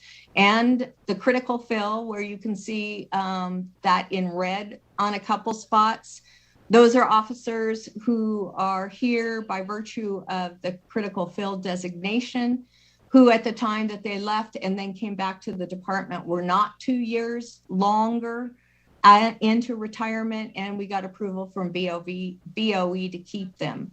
That expires in June of this year. We are going to go to BOE again to ask for another extension. I don't know how that will be received. In the meantime, we will take care of Capitol Police responsibilities by moving highway patrol positions into those and billing back B&G for the highway fund. Next slide. We've talked about the compensation issue, the vacancy issues in all of our division. I won't keep going on about it now. Let's move on to the next one. Again, the pay parity. So the issue with Capitol Police is they are below their sister agencies, which are below the local law enforcement. So they are often the first person who's going to deal with a riot or an incident on their person, and they are the lowest paid amongst our division. Move on. They do have one request that was recommended by the governor's office, and that was to take a contract admin assistant that does all their paperwork and coordination that's necessary for them and turn it into a full-time position. So that is in the budget right now, and that's to prevent one of the few officers we have left from not doing their policing duties and do paperwork instead. Moving on. If you have any questions along those lines, I think I missed one thing at that last slide. There was an error from the budget office. The funding didn't quite go over the way it was supposed to. So we have submitted a budget amendment to correct that situation. And other than that, if you have any questions for the chief, myself, or the director, we'll be happy to help you out. Thank you, Assemblywoman Monroe Moreno. Thank you, Mr. Chair, and thank you for the presentation, and thank you for the work that is being done by our Capitol Police. This 2020 was an extremely hectic year for law enforcement nationwide, but especially in our state. So thank you for the work that your team is doing. As you look at the chart on page 50 of the presentation, the organization chart, it kind of begs to say, yes, we need a lot of positions, but in replacing the administrative assistance position, can you just tell us how it would impact the operations of the Capitol Police if approved? And as I look at the org chart, is it that, I guess, third spot down to the right of the chart, is that position on your org chart that we're discussing? Sherry Brigham for the record. The position we're discussing is yes, it's okay. 1, 2, 3, and then to the right. Yes. Perfect. And should this not be approved, and assuming the budget amendment gets taken care of, they would revert back to the contract admin assistant and continue on as before. If the amendment is not taken care of, then they would lose the contract assistant as well as a position if it's not approved. So, and that would require somebody from the officers group, because that's all there is, to take over those duties. Well, thank you so much. We'll look forward to that budget correction, and hopefully we can approve that position, because your org chart definitely shows that it is needed. Thank you. Senator Brooks. Thank you, Chair Dennis. I just wanted to, not a question, more of a statement, and along the lines of what Assemblywoman Monroe Moreno just said, like 2020 has been crazy, or 2021 already has been crazy. And I think it demonstrated to us how important a job that the Capitol Police do, and how dangerous it actually can be. And you know, I have come to know some of those officers and feel incredibly grateful for what they do for my family, and also for what they do for our state. And so, you know, we definitely need to take a look at how we support them and how we can support them. So thank you, and thank you to the entire Capitol Police Department. Thank you, and thank you on behalf of the staff. Thank you. Any other questions from members? I'm not seeing any in the chat. Okay. Well, I want to thank you for your presentation this morning. I know we had a lot of questions. I think there was some really good discussion, and thank you for the work that you do. And I know that there are issues that, we need to address as a state and to help with some of these issues. And so with that, we will go ahead and move on to our next item on the agenda, which is public comment. If we could have staff get the public comment going and to open up the public line. Yes, sir. Thank you, Chair. Will the caller with the last 3 digits, 556, please slowly state and spell your name for the record. You will have 2 minutes and may begin. Anne Marie Grant, ANNEMARIE GRANT. My name is Anne Marie Grant. I'd like to tell you a little bit about myself. My brother was 38 years old when he was killed on October 8th, 2015 at Washoe County Jail. He was one of 3 men asphyxiated to death by deputies. He was hogtied by Reno police for 40 minutes during a mental health crisis. He literally asked for help at a casino he was a guest at, and Reno PD helped my brother by putting him in the hobble restraint, hogtying, which every page of the manual states never use to hogtie a human being. But my comment is I would like to see money diverted to mental health clinicians over people whose idea of providing help is to shoot or hogtie individuals. My brother was one of 5 asphyxiation deaths in Washoe County over the last few years. 3 were up at the jail. One of them was by Sparks Police and another by Reno PD. They've been hog-tying people for years, and I'd like to see give a little more education on mental health crises and being, instead of running into a situation, guns blazing, maybe take some time to slow down the situation, and definitely please don't hog-tie people with a device that is not meant to do that. Invest money in training to save lives instead of equipment. I'd urge members to look into what surplus military equipment is already donated to Post, and if any, how it's being used to militarize against the public. That is the end of my comment. Thank you. Thank you very much. We can go on to the next one. Thank you, Chair. The public line is open and working. However, there are no additional callers at this time. Do we need to some additional time because of a lag, or? Would you like to call for a 2-minute pause? I don't know that we need a 2-minute pause. I think I think if we just wait just a few more seconds, see if you have anything else come up. Certainly. Thank you, Chair. Please stand by.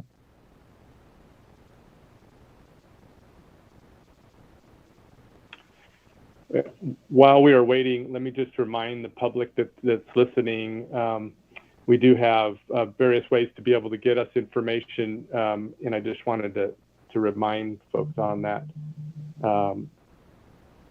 You can go through Nellis or online.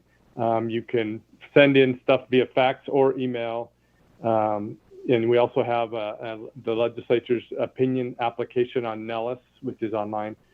And then you can also view our meetings through Nellis or through the legislature's YouTube channel. So just want to make sure that everybody knows that you have multiple ways to be able to hear and see hearings and to be able to get information to us. So how are we doing? Is anyone else on the line for public comment? Thank you, Chair. The public line is still open and working, and there are no additional callers at this time. Thank you. So with that, that's all we have on our agenda for today. I want to thank everyone, all the presentations. Thank you for our staff for putting together and for committee. Good discussion today. And with that, we are adjourned. Thank you.